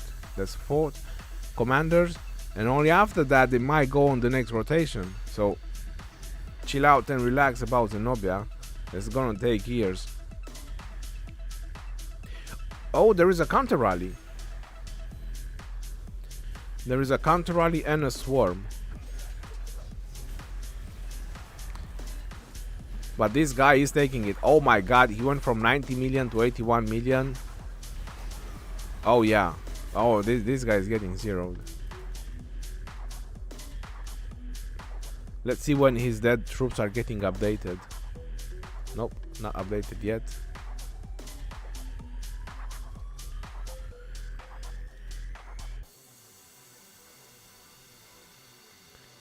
Still not updated. Oh, there is another rally.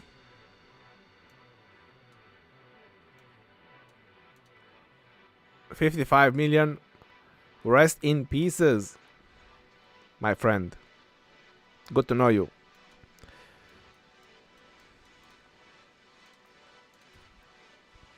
His dead troops are not getting updated. He's still 10.3 million dead. Presumably he had TF5s, he should be like another million dead on T5s. Yeah, still not getting updated.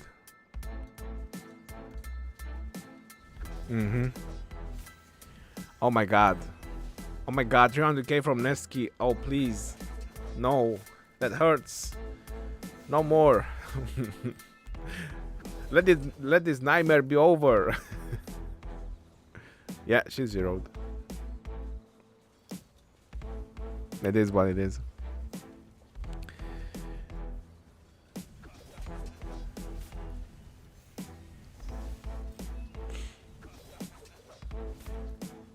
Amani If are doing more than 2 archer marches. I wouldn't bring a monitor on the field at this stage. Now that you have Boudica.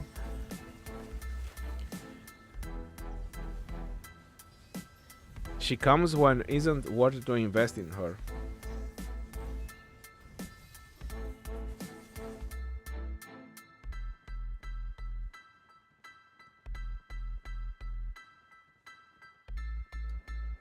You're not who you're talking about.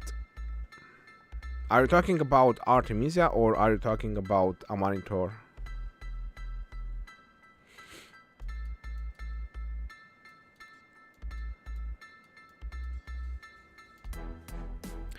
Alright, so this guy is still not healing. Yeah, it's definitely not online. There you go. I said 1 million, you see? He was 10 million 300 and something, now he's 11 million 300 and something. So he's definitely having all in T5s. This is what it is. He was 98 million, he's 80 million, 1 or 2 more rally and he's done. About Zenobia in dailies. Okay, yeah, that's very true. She will come in in dailies when nobody needs her.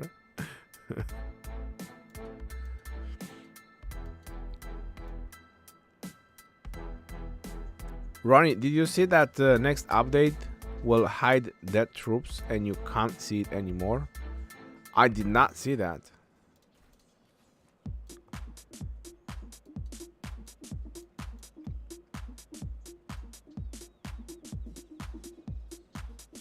Where is that saying?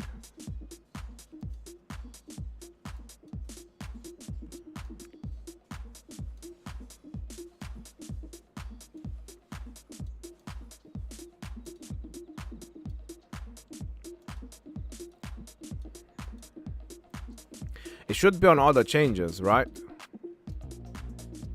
New legendary chest, other improvements. Added new champion achievements involving equipment, the verification code system, to limit governors' access to each other's details. As it has come to our attention that certain governors' information is at risk of being used for inapproved purposes which could negatively impact on the gaming experience. Well, that's kill points and that's dead troops, right? Check the fight club. Alright, let me check the fight club.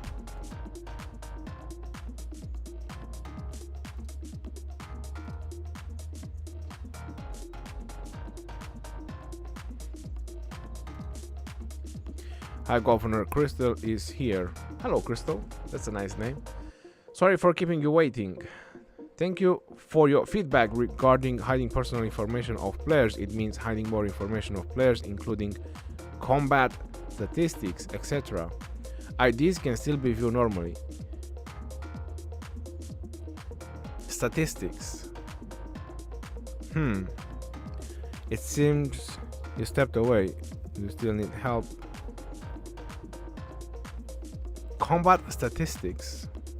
Yeah, that's dead troops. That's dead troops and kill points.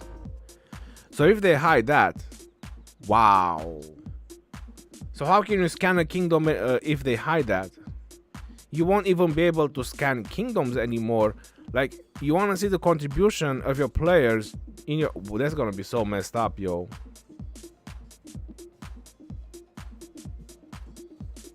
Because everybody use Tatsmaster or whatever bots they are using to scan the kingdom, so they can get the statistics of the players, what they've done in that KVK.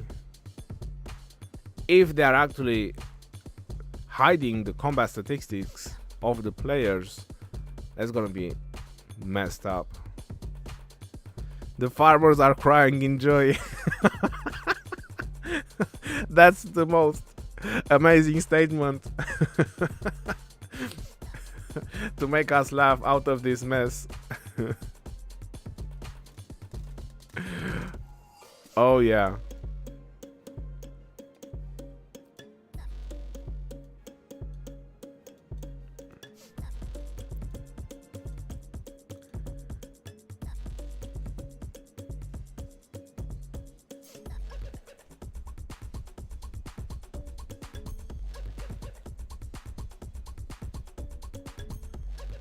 This is rock support. Oh, this is on WhatsApp. So what regarding the issue of minus, we are confirming it to you. It may take some time. Please be patient. Now minus can be sent normally in the game. You can try again. I'm not sure what that it's all about. Yeah, but if they are actually hiding the player statistics, that's combat statistics.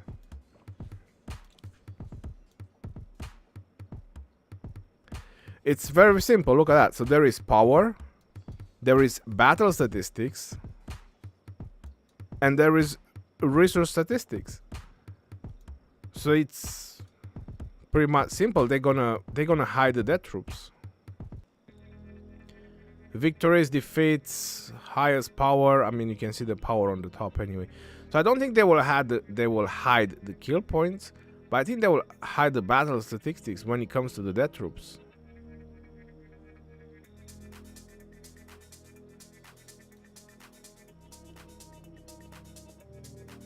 If they hide that as well, if that's considered a battle statistic, then they might hide the kill points as well, which, like I said, is going to be very hard when you're using the bot to try to get. You'll have to ask people to send screenshots about their House of Heroes or send screenshots about their battle statistics, so people can manually input your dead troops, your kill points. Wow, this is going to be some hard work, yo.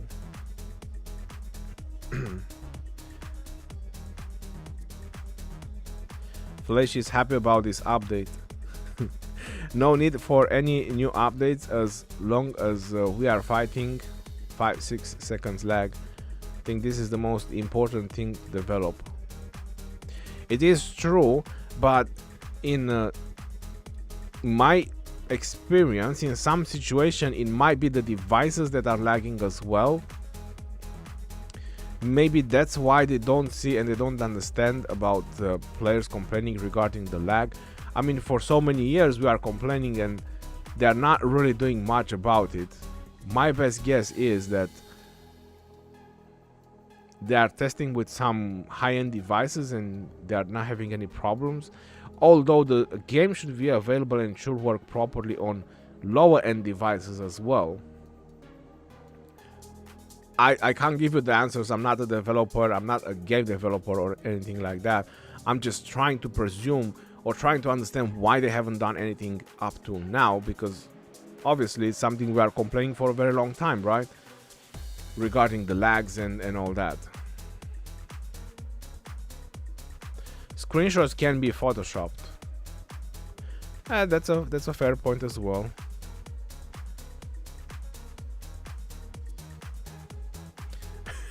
The person who said that Flash will be happy. I'm sure it's well farmers complaining about migration.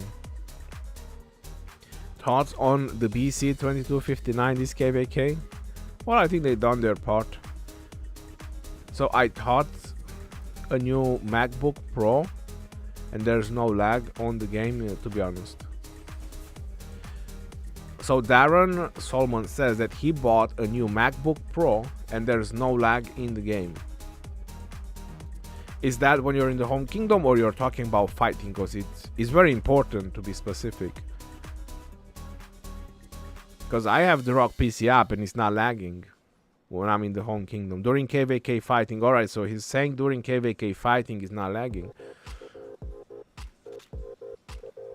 So like I said, that they might be testing with some high-end devices and they get no lag, so they don't see why. That's why they're probably not doing anything about it. It might just not be their servers, it's just the devices. Which in the end, alright, so let me put it like that. In the end, they should optimize their own game based on the devices people are using. You know, they should optimize the game to work on low-end devices as well, not just on high-end devices.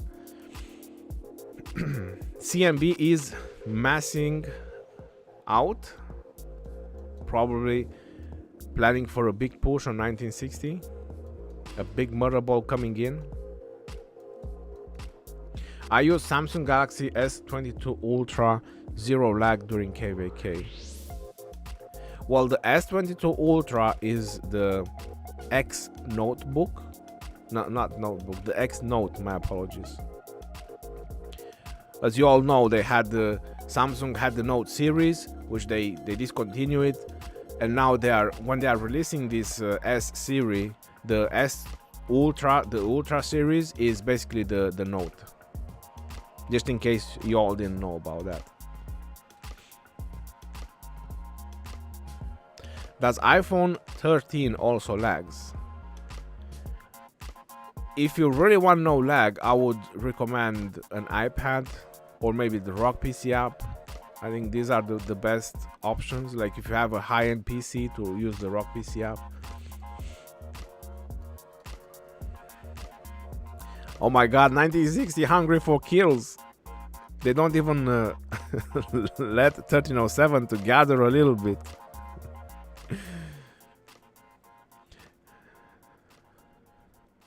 So Yunus is saying that it's not true that he has an S22 Ultra and had a lot of lag. So looks like opinions are split. Man, I paid on my PC 10k and I have lag.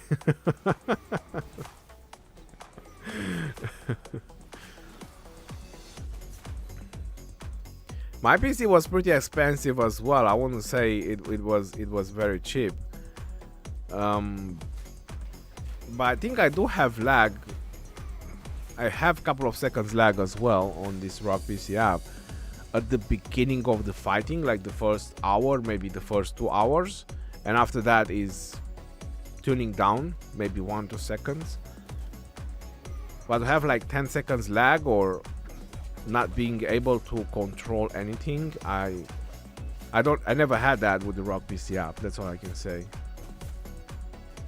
With the BlueStacks, I had big problems, big problems in the past. There is two-way gaming companies testing using on best situation, including devices in its condition, or worst case situation using low devices possible with running background apps. Yeah, that definitely helps if you're when you're playing the game. It definitely helps if you're closing all your background apps. Clash of Clans. Well, I don't think Clash of Clans has that much activity going on to even lag. I remember I was just playing Clash of Clans on an S5. Was it S5? I don't even know, but it was one of the first Samsung phones.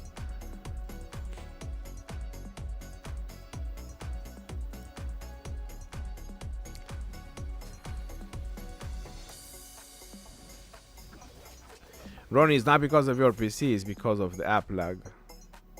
My iPhone 13 Pro Max doesn't have lag, but has random glitches. Mostly the icons will disappear. Just like that.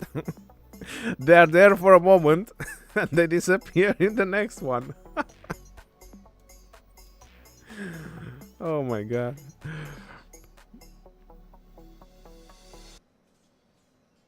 Clash of Clans just have 10th anniversary. I haven't logged in Clash of Clans for like 6 years.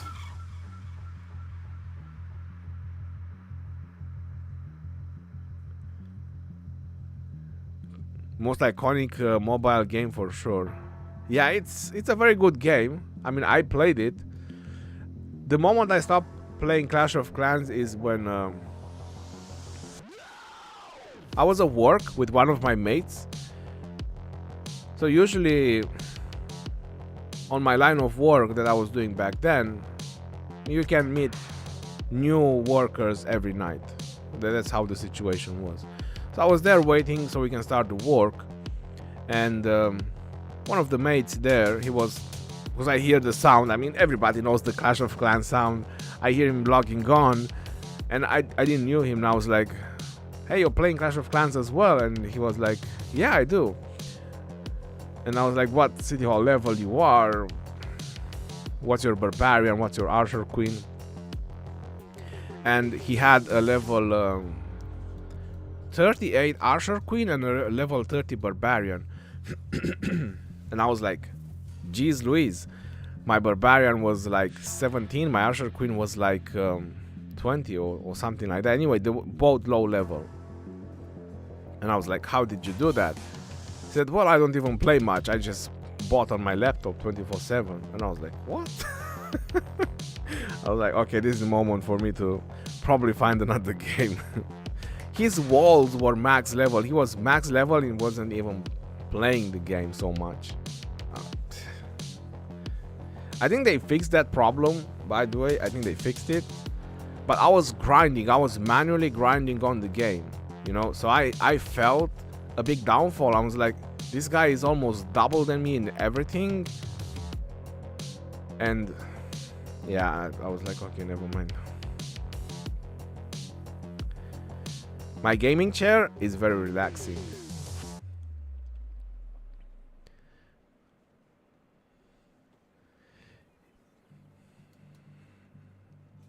Right, so let's see what is the situation on the map as of right now. Is David gonna get zeroed again? No, I don't think so.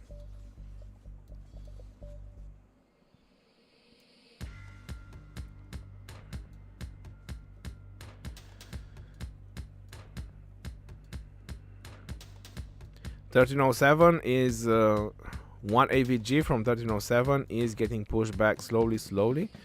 They teleported a lot of cities and trying to do some maneuvers here against 1302 with the allies, which are not so active. 1959. Yeah, right now I honestly think that it's only 1307 that is operating in Kingsland. I think 1959, 1607 they're out of the game. 1008 they're out of the game. And 2361 are focusing on this area, whereas 1077, this area right here, as you see, they are building flags and trying to burn the territory. Make sure these guys are not expanding anymore, doing some work there. So it's like 3 kingdoms operating in Kingsland: 1302, 1960 and 1307. That's how it is right now. Ron, you think 960 will drop out of Imperium with all the swarming? No, I don't think so. I don't think there is enough left of 1307 to do that. This KVK is pretty much done. Yeah, I'm not sure if there will be tomorrow another stream about it, because like I said, I think it's pretty much over as well. They are burning without anybody stopping them. What I think 1307 will probably be doing right now, just drop some fortresses, maybe buy some time at the past 7 or try to hold them in fortresses, I'm guessing, as they already dropped fortresses. These guys have fortresses as well, and try to hold them using the forts, I'm guessing. Burn more of their troops. They will still be fighting.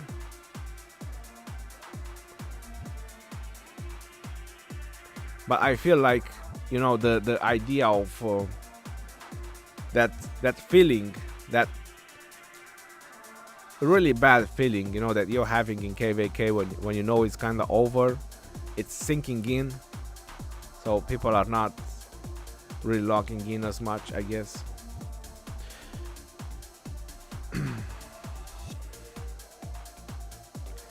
You can't pull a rabbit out of a hat if you don't have a hat, you know.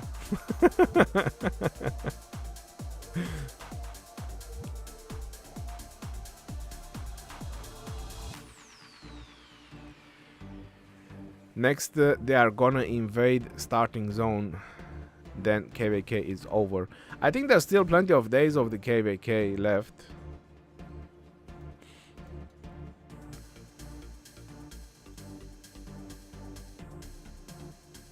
Many days left of this KVK, but there will be little fighting. There will only be more fighting if 1307 plans to drop Imperium, which I think they will. It will make a lot of sense considering how they fought in this KVK. Drop Imperium and get another mass migration, as they are probably 100% sure that many of the players might just drop as well, like quit. It's normal, it's happening every single time. People use everything, speed ups, resources, troops, they zero themselves with everything they have, and then they just drop the game. Some don't, but it will make sense for them to drop Imperium and just get a mass migration.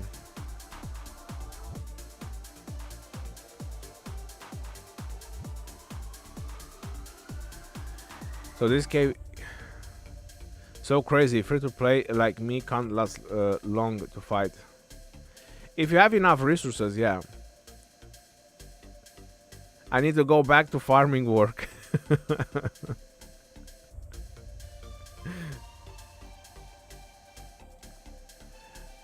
You dropped under 100 billion of gold.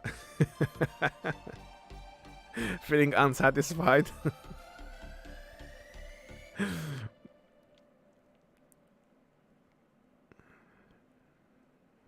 Ron, you fooled me. You already have your main account in 5056. You migrated with 161 million points. How many passports you spent? 75, Martin. Yes, I migrated in 1556 when they opened for migration. By fighting, you meant city hopping, Mr. Bing. I don't know if there's gonna be city hopping, but if 1307 plans to drop Imperium, they will have to kill more of their troops. There's still a lot of players, big players, and they need the smaller players as well to drop their power if they want to drop Imperium.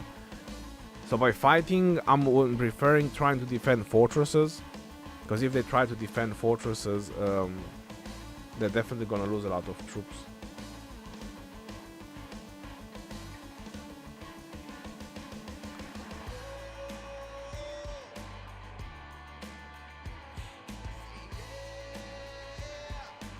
Farming is very important in this game. If you want to fight as crazy as you want, or as much as you want, you need resources. Speed ups can come. If you're in a good kingdom, you'll manage the speed ups. Unless you're pure free to play, then you might be limited with speed ups. But if you're in a good alliance, where there is some gold chest every now and then, or daily gold chest, then you will get speed ups.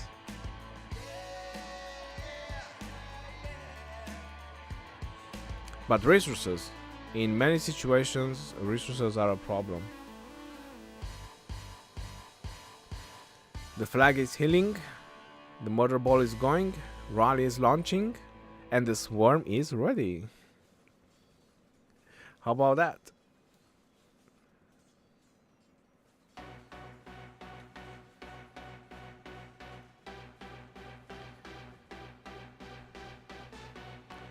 Past fight will be interesting though. GTN 1302 can't swarm those. Well, that's okay, they'll reinforce. They can reinforce as well.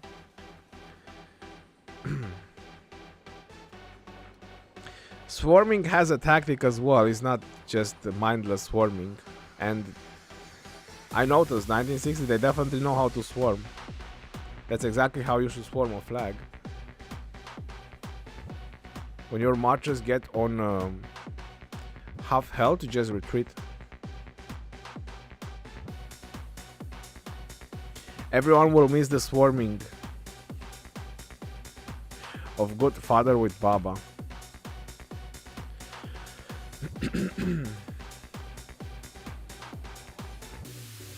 Well, how about if you see me swarming next KVK?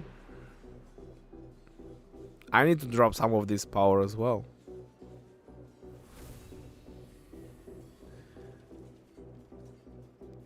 Our kingdom spends all action points on Barb Force in off season. Get a lot of action points, speed ups and resources. Yeah, we're doing the same in 1556. Alright, so the rally is launched, the swarm is on. Let's see how long that Zenobia can take it. Boudica and Henry. Interesting choice. Very interesting choice for rallying. Man, that's a crazy swarm right there.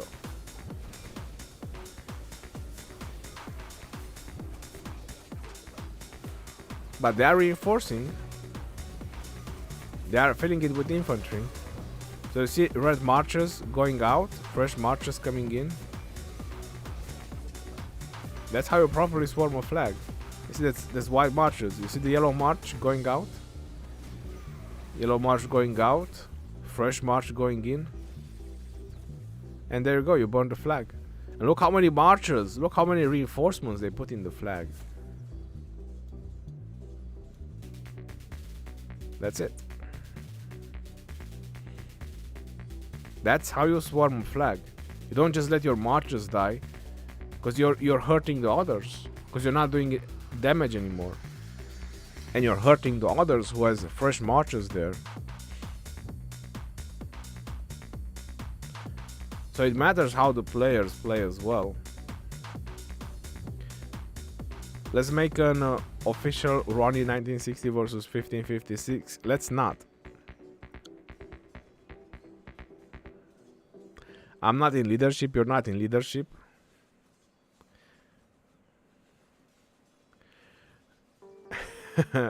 Ronnie, $10 if you get rank 1 in Canyon.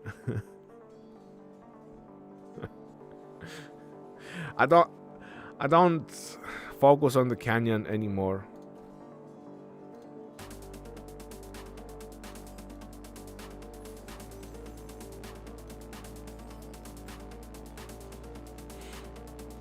Oh, hold on.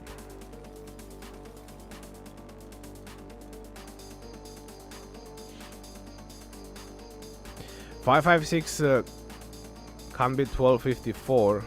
Then they for sure aren't beating 1960. Well, this new 556 might have a say or two in that. But to be honest, I would really prefer to meet other kingdoms.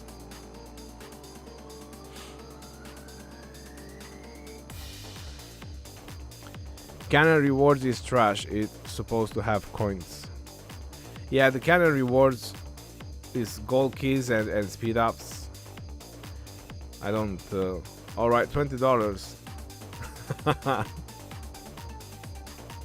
So you want me to beat rank 1 in Canyon for $20?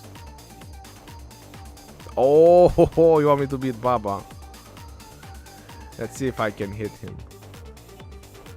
Alright.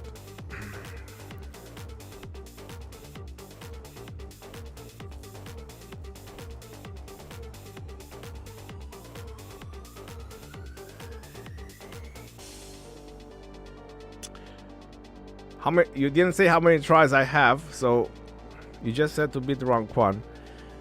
So I don't think I'll make it from the first try.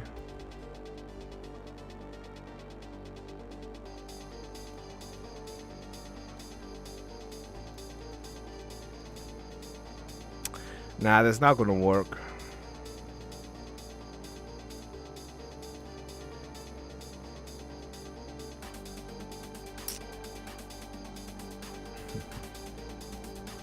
Canyon rewards were awesome. You used to get the blueprints. You will win, Baba. I'm not sure. I mean, I beat him before, so don't get me wrong. This is not the first time I'm fighting him. I beat him before. I can beat him, but I just don't remember the. I don't remember the setup exactly. So let me do what I want you to do. Let me just try this one, which I'm pretty sure it's not gonna work. I think I've done this before and it's not working. Or maybe this. Alright, let's try like this. Yeah. Look, 25,000. He's YSG and Mehmet.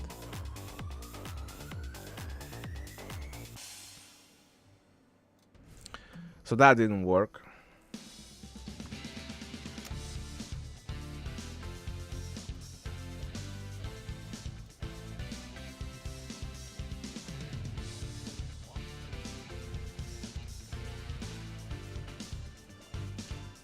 XY and Mehmed.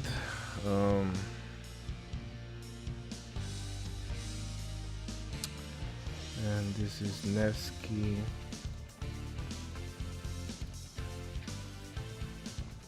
Nevsky and William.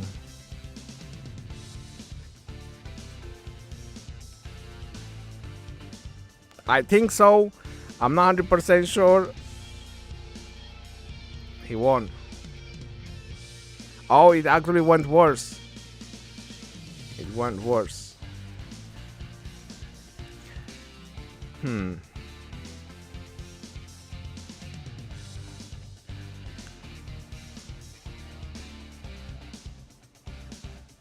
You must use Matilda as a trap. Use Matilda as a trap? What? Go on top lane.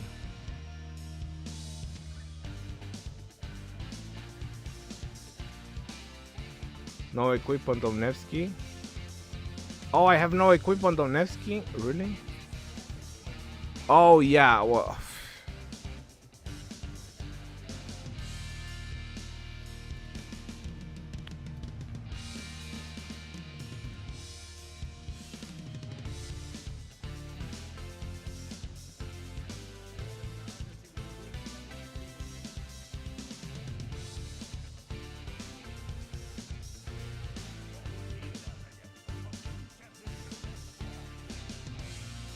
So that's why I lost so many ranks. Oh my god, I was attacking people with Nevsky without equipment. F.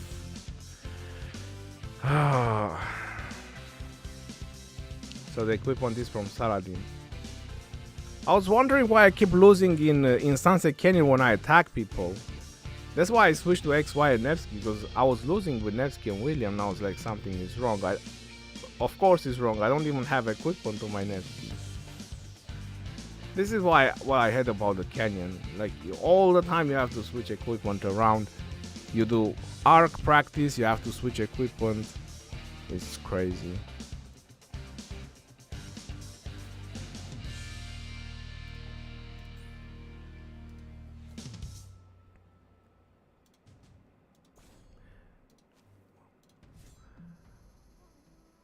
Alright, so let's try this setup one more time.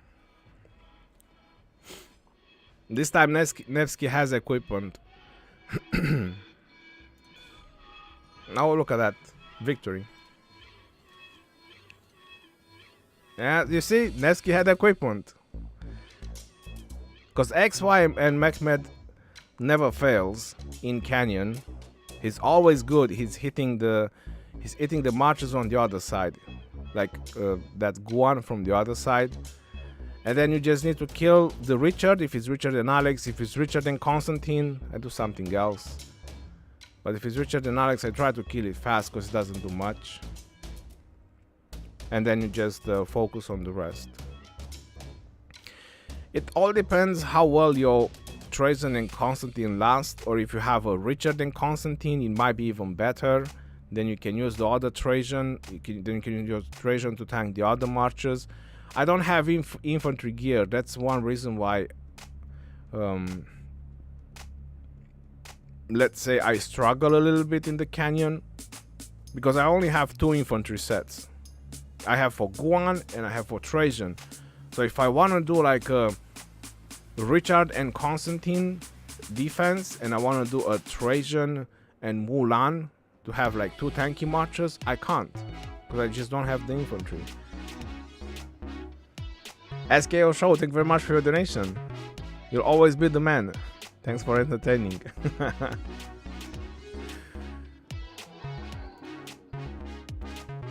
No, I just attack in Canyon. I don't focus much about it. Let's see what's my defense now. Oh, my defense is good. Alright, so I can keep my equipment on Nevsky. That's fine. Let me just make sure. As Artemisia has gear. Oh, Artemisia has gear. Okay. Nebu has gear. Nebu has gear. Guan has. Because I usually keep it on CPO for canyon purposes. Alright. Oh, you gotta be kidding me. C11459. Oh no, okay. Okay, we're back in. Hold on. We didn't lost anything. We are back in. The situation is under control. Thank you very much for your donation. I appreciate it. Guan top lane, front, XY or Nevsky march behind. Trajan front against his Trajan with Nebo behind. Try head-to-head march. AB, I can do that. I personally don't want to hit the same player so many times in a day. Okay, so I don't really like that. But let me attack someone else, and I will explain it to you. So if I do that, what you're saying,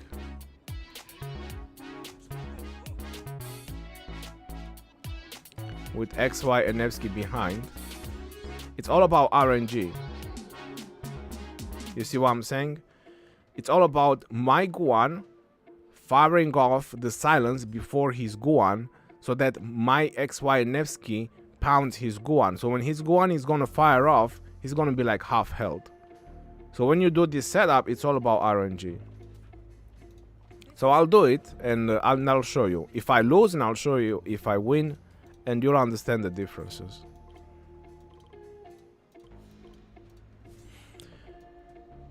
Okay, XY Nevsky. Alright, so I'm not gonna skip this battle, I'm just gonna show it to you head on.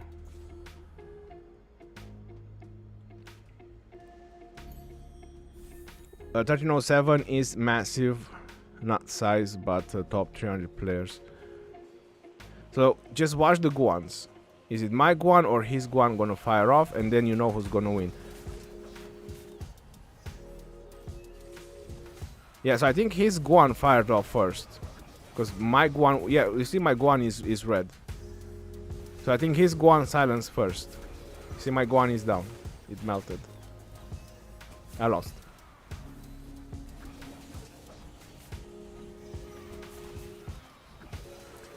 See, cannon is fun.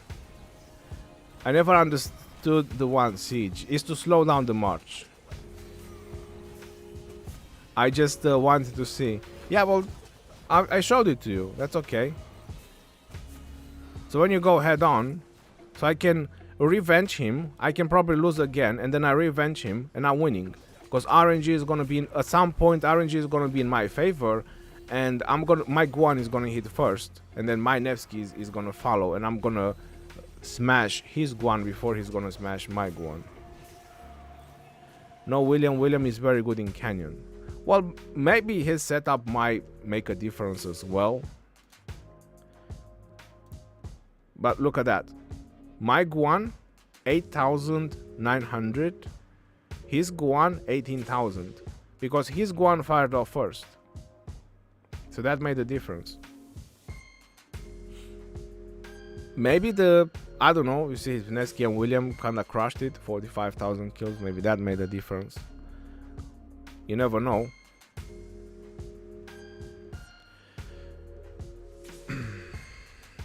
But that's how it works when you go Guan versus Guan.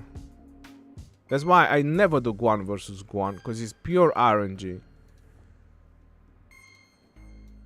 Why does it take me out of the KVK? Because I'm not going to my city.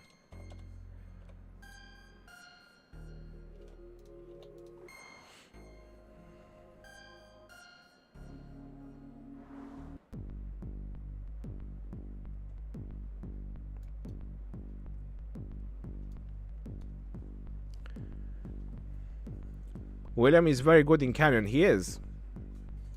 I have setups with William. I have setups without William. It all depends. No William, no win. Oh. Now you guys can also say 1960 can beat 1846. Biggest kingdom as player size wise. Many versus mighty.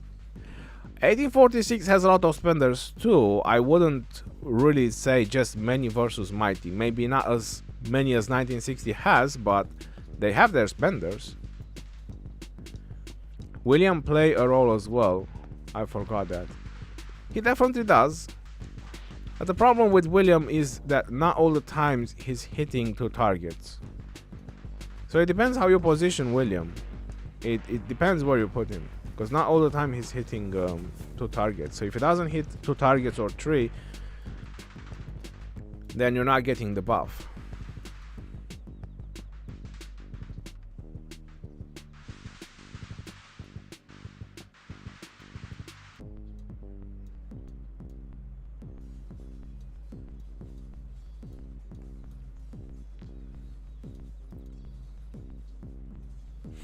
I was rank 1 in Canyon because I did try it for a while to try to maintain a top rank here in 1556, and I was.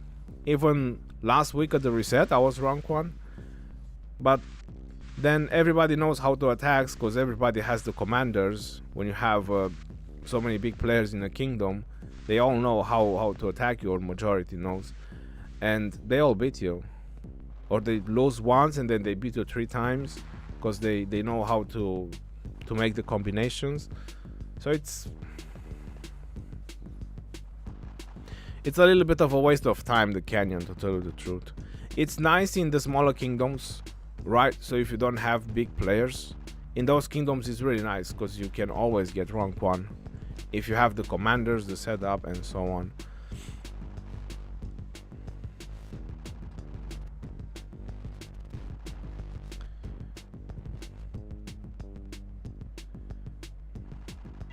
Ronnie, since these mega kingdoms appear in rock like 1960, 1556, 1254, did Lilith consider create a KVK map for only 2 kingdoms?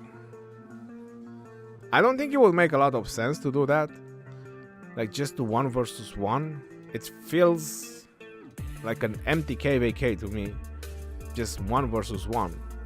If it's gonna be short, like a 30-day KVK, maybe. Let's say, you know, a very, very short KVK, 1 versus 1, I would go with that. 30 days, yeah, that sounds good.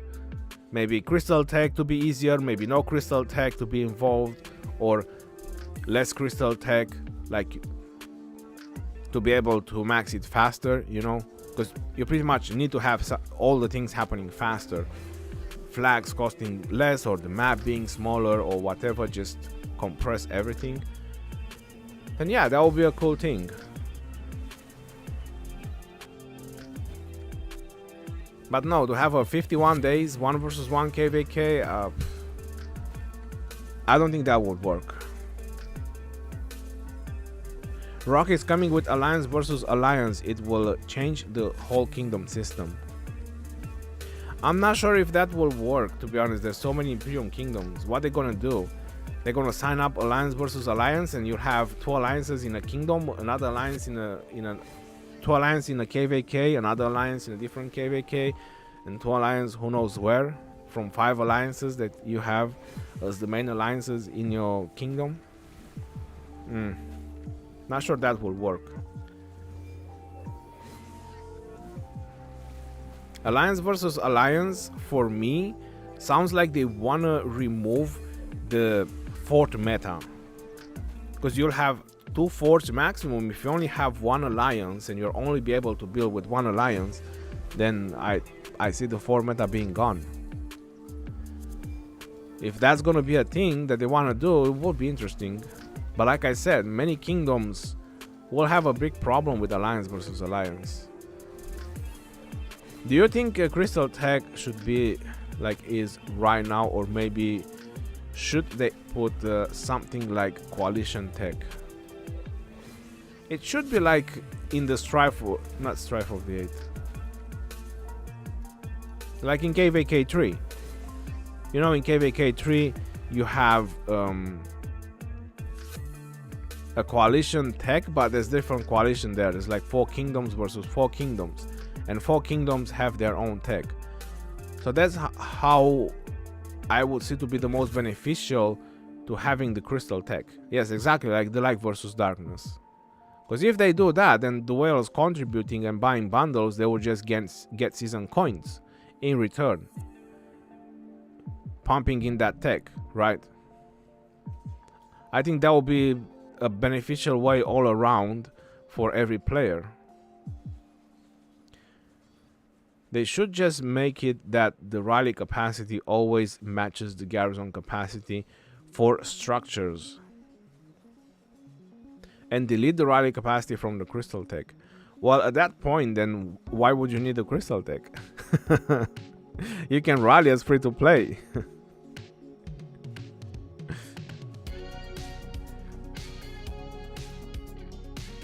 Why you're arguing about KVKs that never happen? There you go. Straight. Straight and blunt.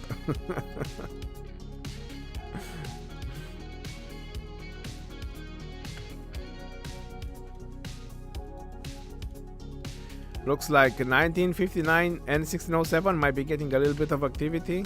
It's getting a little bit of action over here at the pass.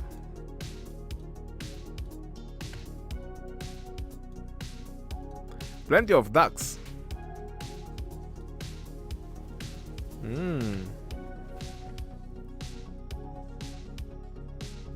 Kong Die Hard.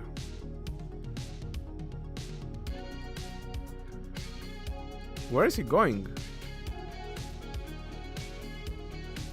Well, he came all the way here to kill a bunch of farms, and now he's filling his hospitals.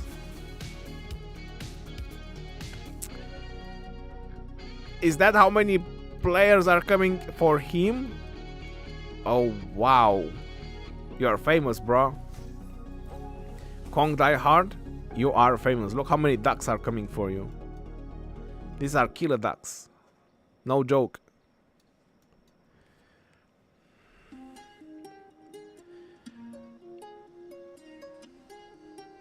But spenders will have to spend more.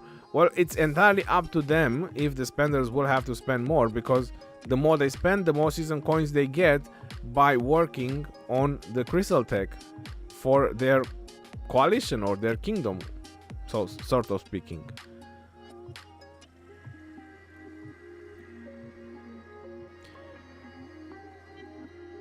Van Duan, how are you doing? Hello, hello. 4 days, 1008 and 1059 sleep. 1307 versus 3 kingdoms. Well, I'm not sure where you see 3 kingdoms, because 2361 is not touching 1307 anywhere. So I don't know about that statement. This is 2361 and they are right here. They never touched 1307.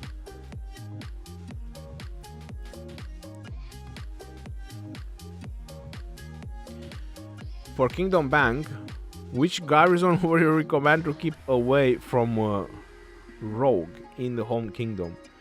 Normally banks are low power by level 25 just to be in KVK. I would recommend the Theodora for sure. Now, you want to do a YSS Theo, you want to do a Charles Theo, you want to do a Zenobia Theo. I would 100% recommend a Theo against swarming, because a rogue player will swarm with 5 marches, and I think a Theo would be punishing. Eventually, if it keeps trying, it will zero you, by the way.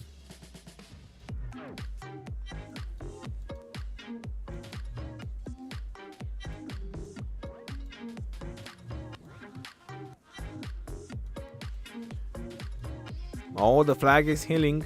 Hold on, the swarm is coming. Zenobia is about to get it again. Group effort. Group effort on Zenobia.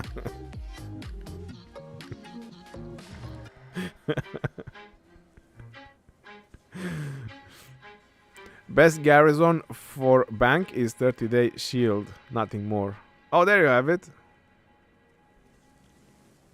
Use a peace shield, that's it.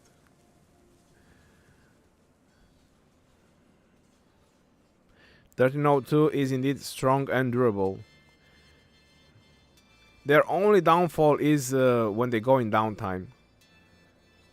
When they have the downtime, is really downtime for them.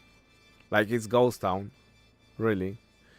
Because I was looking the other days in the other streams. When they go in downtime, it's done. It's like you're burning them. Mail about update. Email with update. Ooh. Isle of Marvel's event series set sail under the sun by day and stars by night. The weather's fair, so let us depart on our new adventure as we carry the hopes and dreams of exploration with us. I mean, the sea battles again. But this is gonna be a 7-day event that they will introduce, of course. Protect the supplies, Treasure Island, Tempest Clash, yada yada. Improvements to Season of Conquest, improvements to crystal technology. We've increased the numbers of crystal. Well, I think this is the same update. They probably just done some tiny bits modifications to it. It's the same update. 1.0.60. The number of crystal drop from the Kahar the Hidden. Well, let me explain you why they increased the crystal drop from Kahar the Hidden.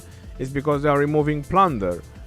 So in order to compensate the double crystals that we used to get from Kahar the Hidden, they just increased.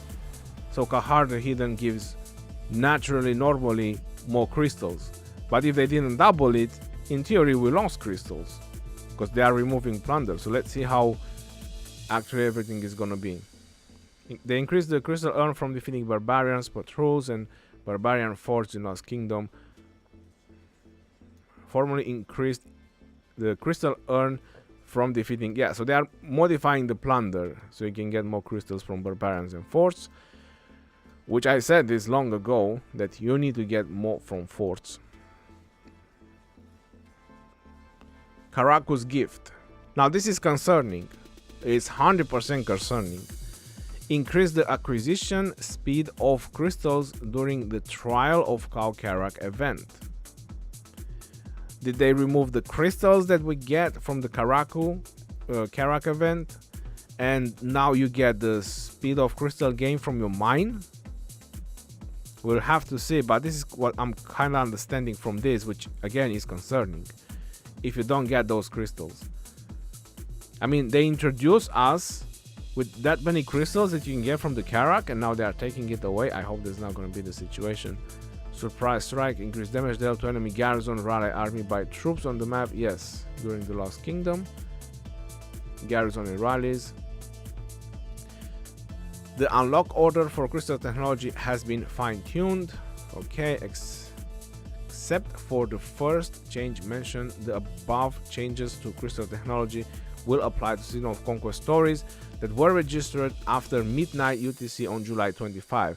So again, my alt account is registered to KVK, and we done it after July 25, which means that I will be able to experience this new tech and these new changes once we go in the KVK. Because right now we are on the Marauders, and the update is going to be Tuesday as far as I have seen. Let me just check. Yeah, the update is going to be Tuesday, and Wednesday we're going in KVK. So I'll be able to stream and or record or do a video about it, so you can see the new tech and how everything is going to be.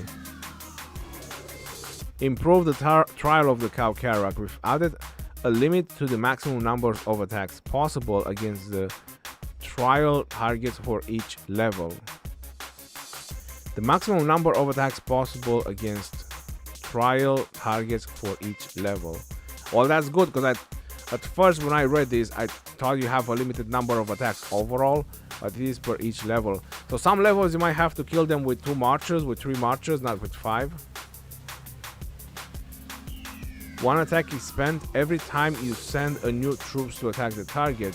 Once you have used all your attacks, you cannot send any new troops to attack the target. So you need to be careful on that, or you might just lose the Karak, I guess, or skip the level. Mid-level Karak warriors, we've added a new cumulative reward in the Trial of the Karak event and modified the original challenge reward for completing the trial. You see, it's exactly what I was reading earlier on the top about the crystal tech. This is the concerning part, that they replace the crystals that we are gained, and they're just gonna improve the mine.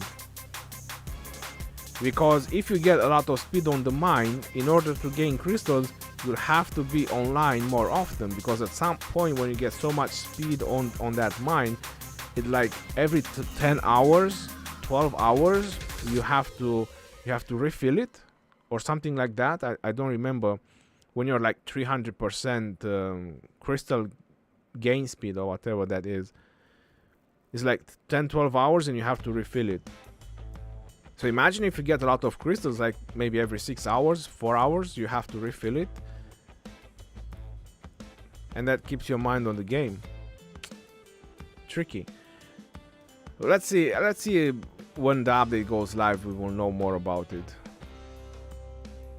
Apart from the current challenge rewards, the event now offers a crystal reward that governors can accumulate over time. So I think this kinda solves the problem that I was worried about, apart from the current challenge reward. So they might keep the current crystal rewards that you get.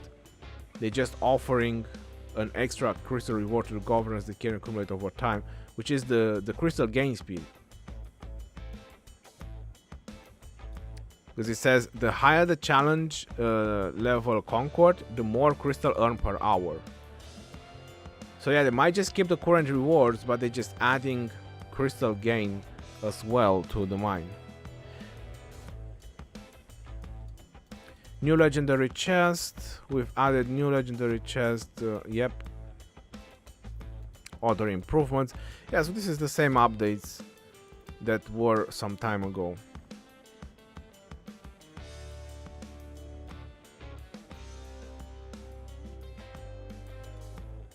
Yeah, they just resent it. They found out free-to-plays are getting their tech done and Lilith is not happy about it. 600 722.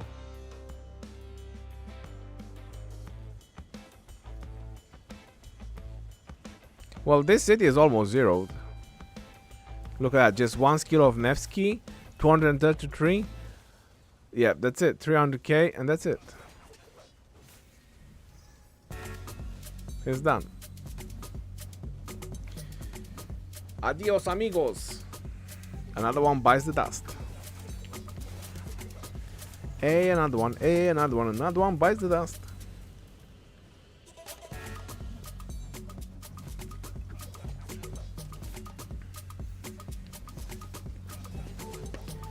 Poor soul. Why did they send the update again? I think they've done probably a little bit of correction, maybe some text correction in the update.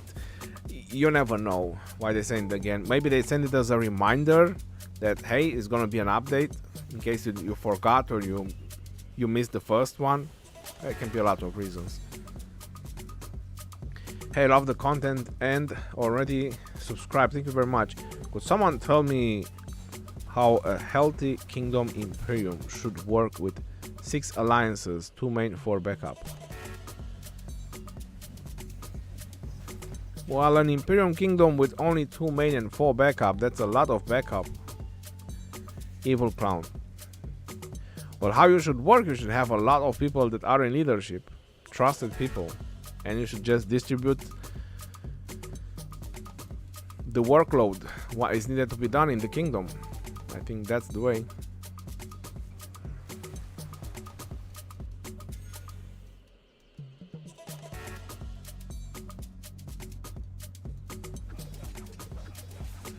Oh no, Zenobia is getting it again.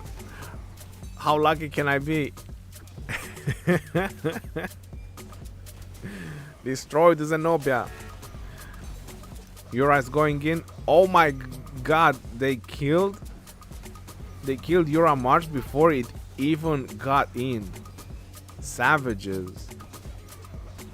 You don't even let people to reinforce.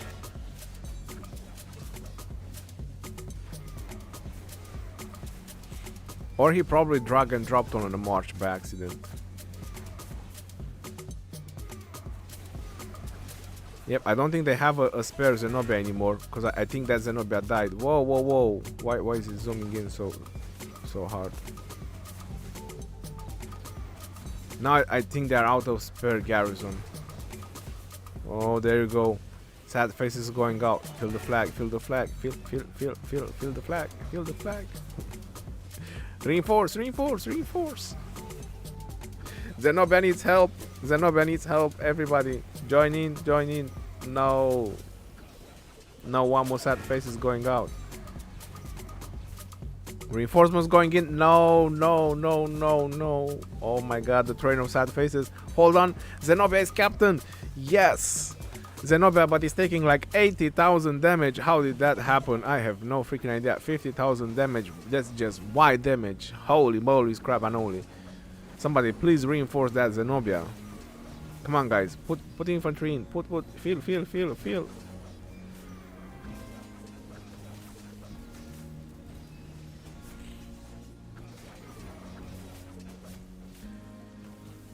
Oh, El Sargin, your Boudica is not looking bueno. That's it. Fresh marchers to swarm. Looks like there is a proper swarm on this flag. Looks like they are holding it. They are definitely putting some marchers in. I'm telling you that. More people coming to swarm. More people swarming. Oof. This is definitely taking some damage. 40,000 white damage.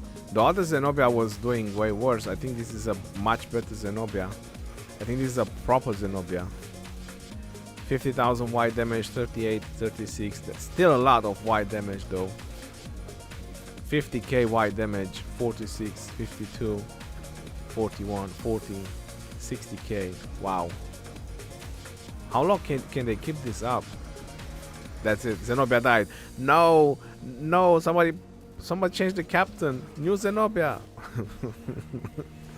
Where is the other Zenobia? Sad face is going out. Pakal, no Pakal. No bueno. No bueno. Somebody save that flag. And that's it. RIP.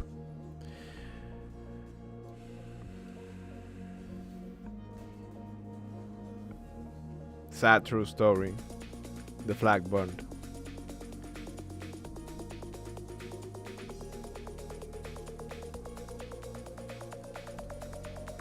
And it's gonna burn. Zenobia, rest in pieces. SKO show, you just wanna hear Ronnie say Dixon Insider? Well, there you have. Can you show us the map? I can show you the map.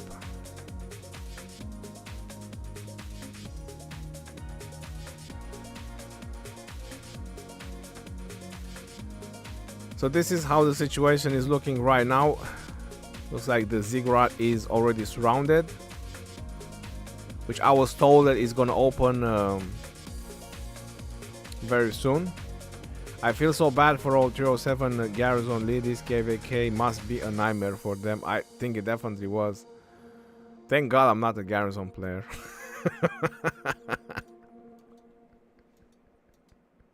I chose my role correctly from the start. Not being a garrison player.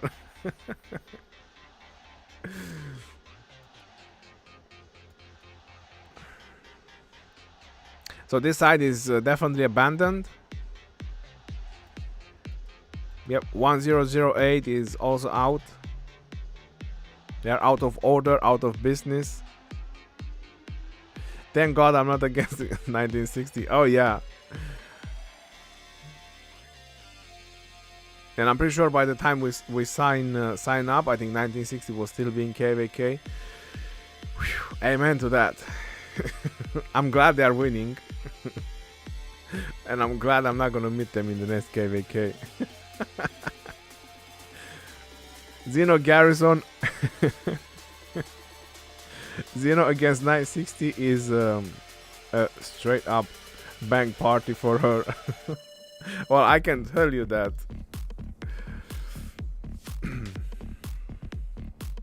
I don't think there is another commander in the game that probably got swarmed more than Zenobia did.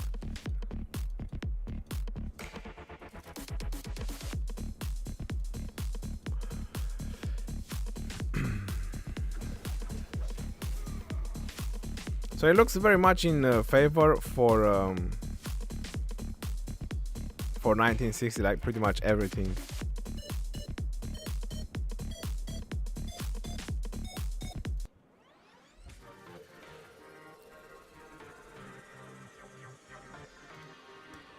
$960 don't care about trades. They just got them ruthless. They're savages. Beast on the field.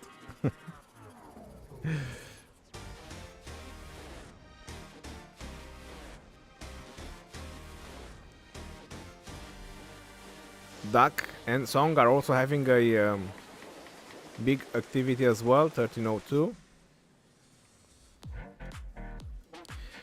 Well, the only kingdom that is still fighting, 1307, so...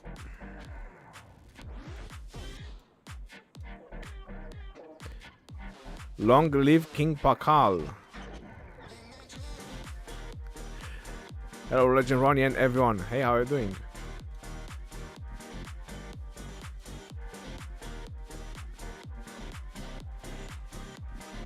This is the situation of 2259 and 1077, if you are wondering. Let's see.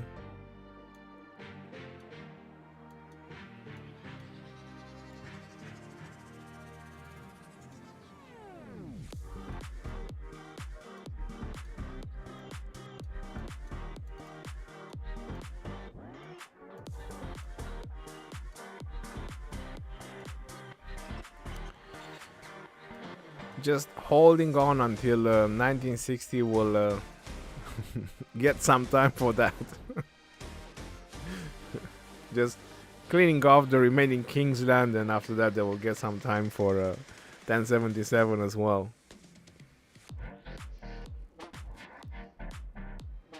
Keep in mind Ronnie is 3 versus 4.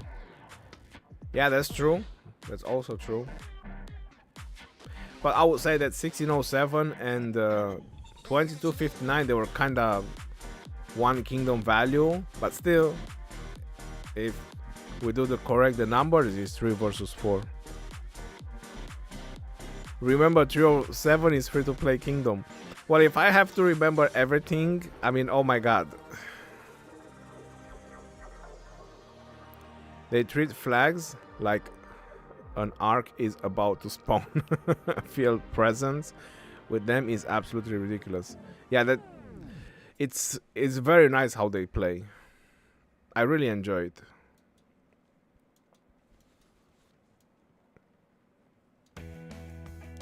From what I saw, 960 doesn't care about trades.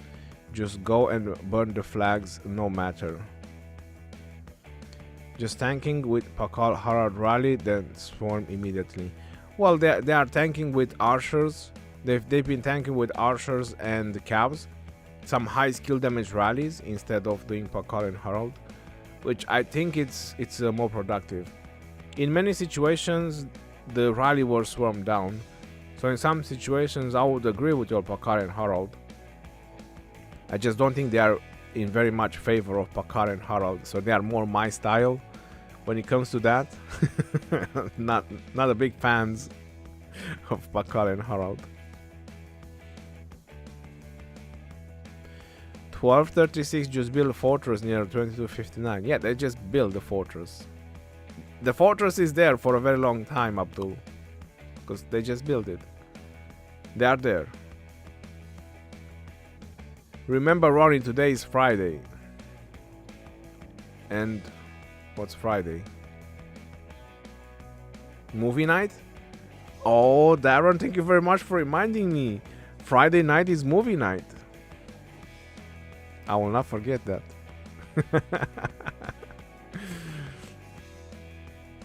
I got a couple of movies prepared as well. Ronnie, can you do a video about the most efficient pair in KVK? My Pakar and Harald is getting 30 million kills every KVK for a decent amount of speed-ups and resources. I don't know about Attila Takeda, but my Pakar is killing it. Well, if you only care about the 30 million kills, then yeah, Pakar and Harald is a beast when it comes to that. You hit Trojans and weak marches, or light marches, light defensive marches, and you'll do a lot. Same is with Attila Nevsky, Attila Takeda, but the 30 million kills is not going to win you the KVK. True to be told. That's how it always was. But if you only care about the 30 million kills and your account, then yeah. Near fort, better sit to watch. Kingsland. Near fort.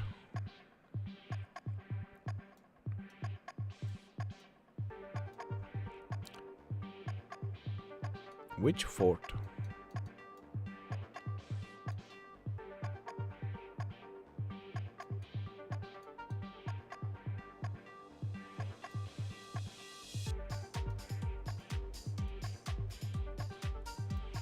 Yeah, 307 free-to-play Kingdom with a land give level 42 reasonable.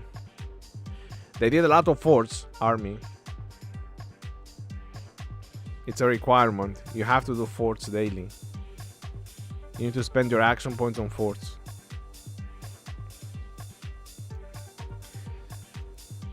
Have you found... How many KVK registrations will 1960 skip to recover? Maybe one. Friday night for 1960 means they plan to wipe 1008 and 1307 out of Kingsland today. Most likely they will succeed. I mean, at the rate they are burning and nothing is stopping them, I think they will succeed. They will definitely push everybody back.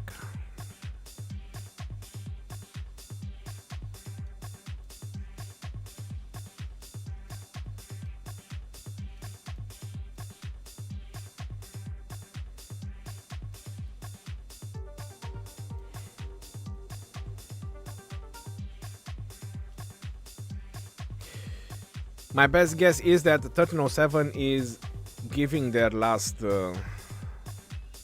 push. Maybe people who want to go a little bit for Mighty's Governor, players that didn't got their 30 million kills. That's my best bet right now. I think everybody realizes what's going to be the outcome. Poor David.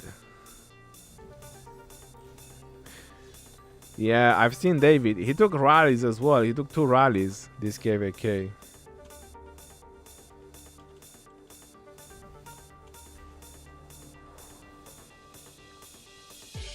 Two rallies.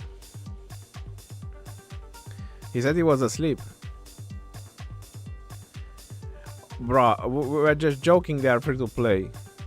You couldn't tell that everybody was joking about that?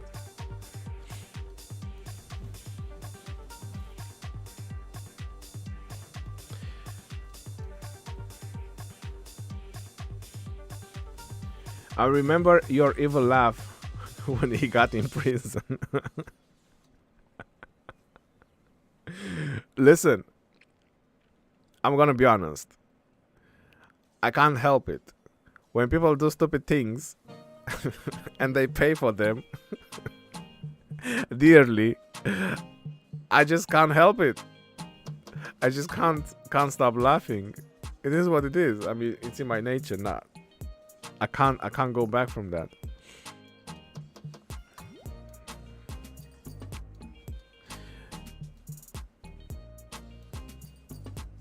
Five days in Kingsland? Yes, 1307 did fought bravely. I still watch that clip and laugh at it. You shouldn't hear him on voice chat.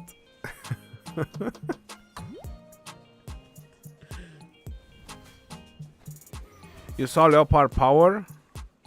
It's 253. Well, I guess he's on swarming duty.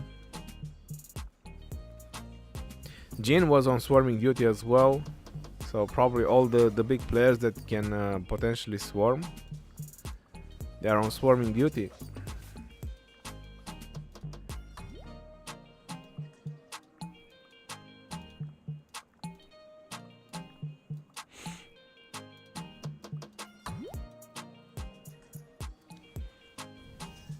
After last stream, loses 50 million power. Yeah, he was 300, almost 300 million power, now he's 253. GT dropped like 7 billion power. I believe that some players are in MX. So I think they are split right now. I think, I'm not sure. Because they have GT and MX. So they might have people in both alliances.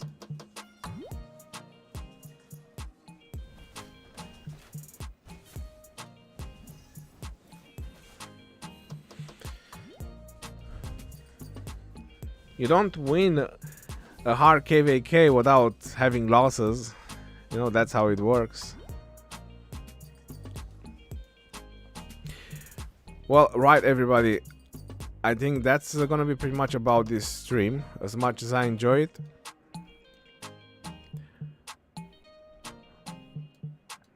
Yep, they're building flag over here, so pretty much cutting all the territory. It's kind of the last flag. They're dropping another flag just to eventually buy a little bit more time. But the truth is, it is kind of it. Congrats to 1960. I mean, they still have to burn a lot of flags to win it, but we could say congrats already.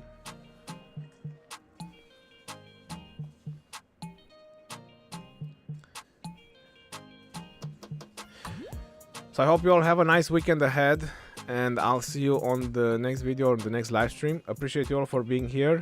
SKO Show, thank you very much for your donation. Leopard and everybody else, appreciate you all for being here, and stay safe, my friends. Have a good one, and peace out. Thanks for the stream, brother. Take care. You take care as well. This was a good KVK. One of the best KVK to watch, to be honest. With 24/7 fighting. I couldn't imagine that this is going to be the outcome. But it's a really cool outcome. Later, everyone.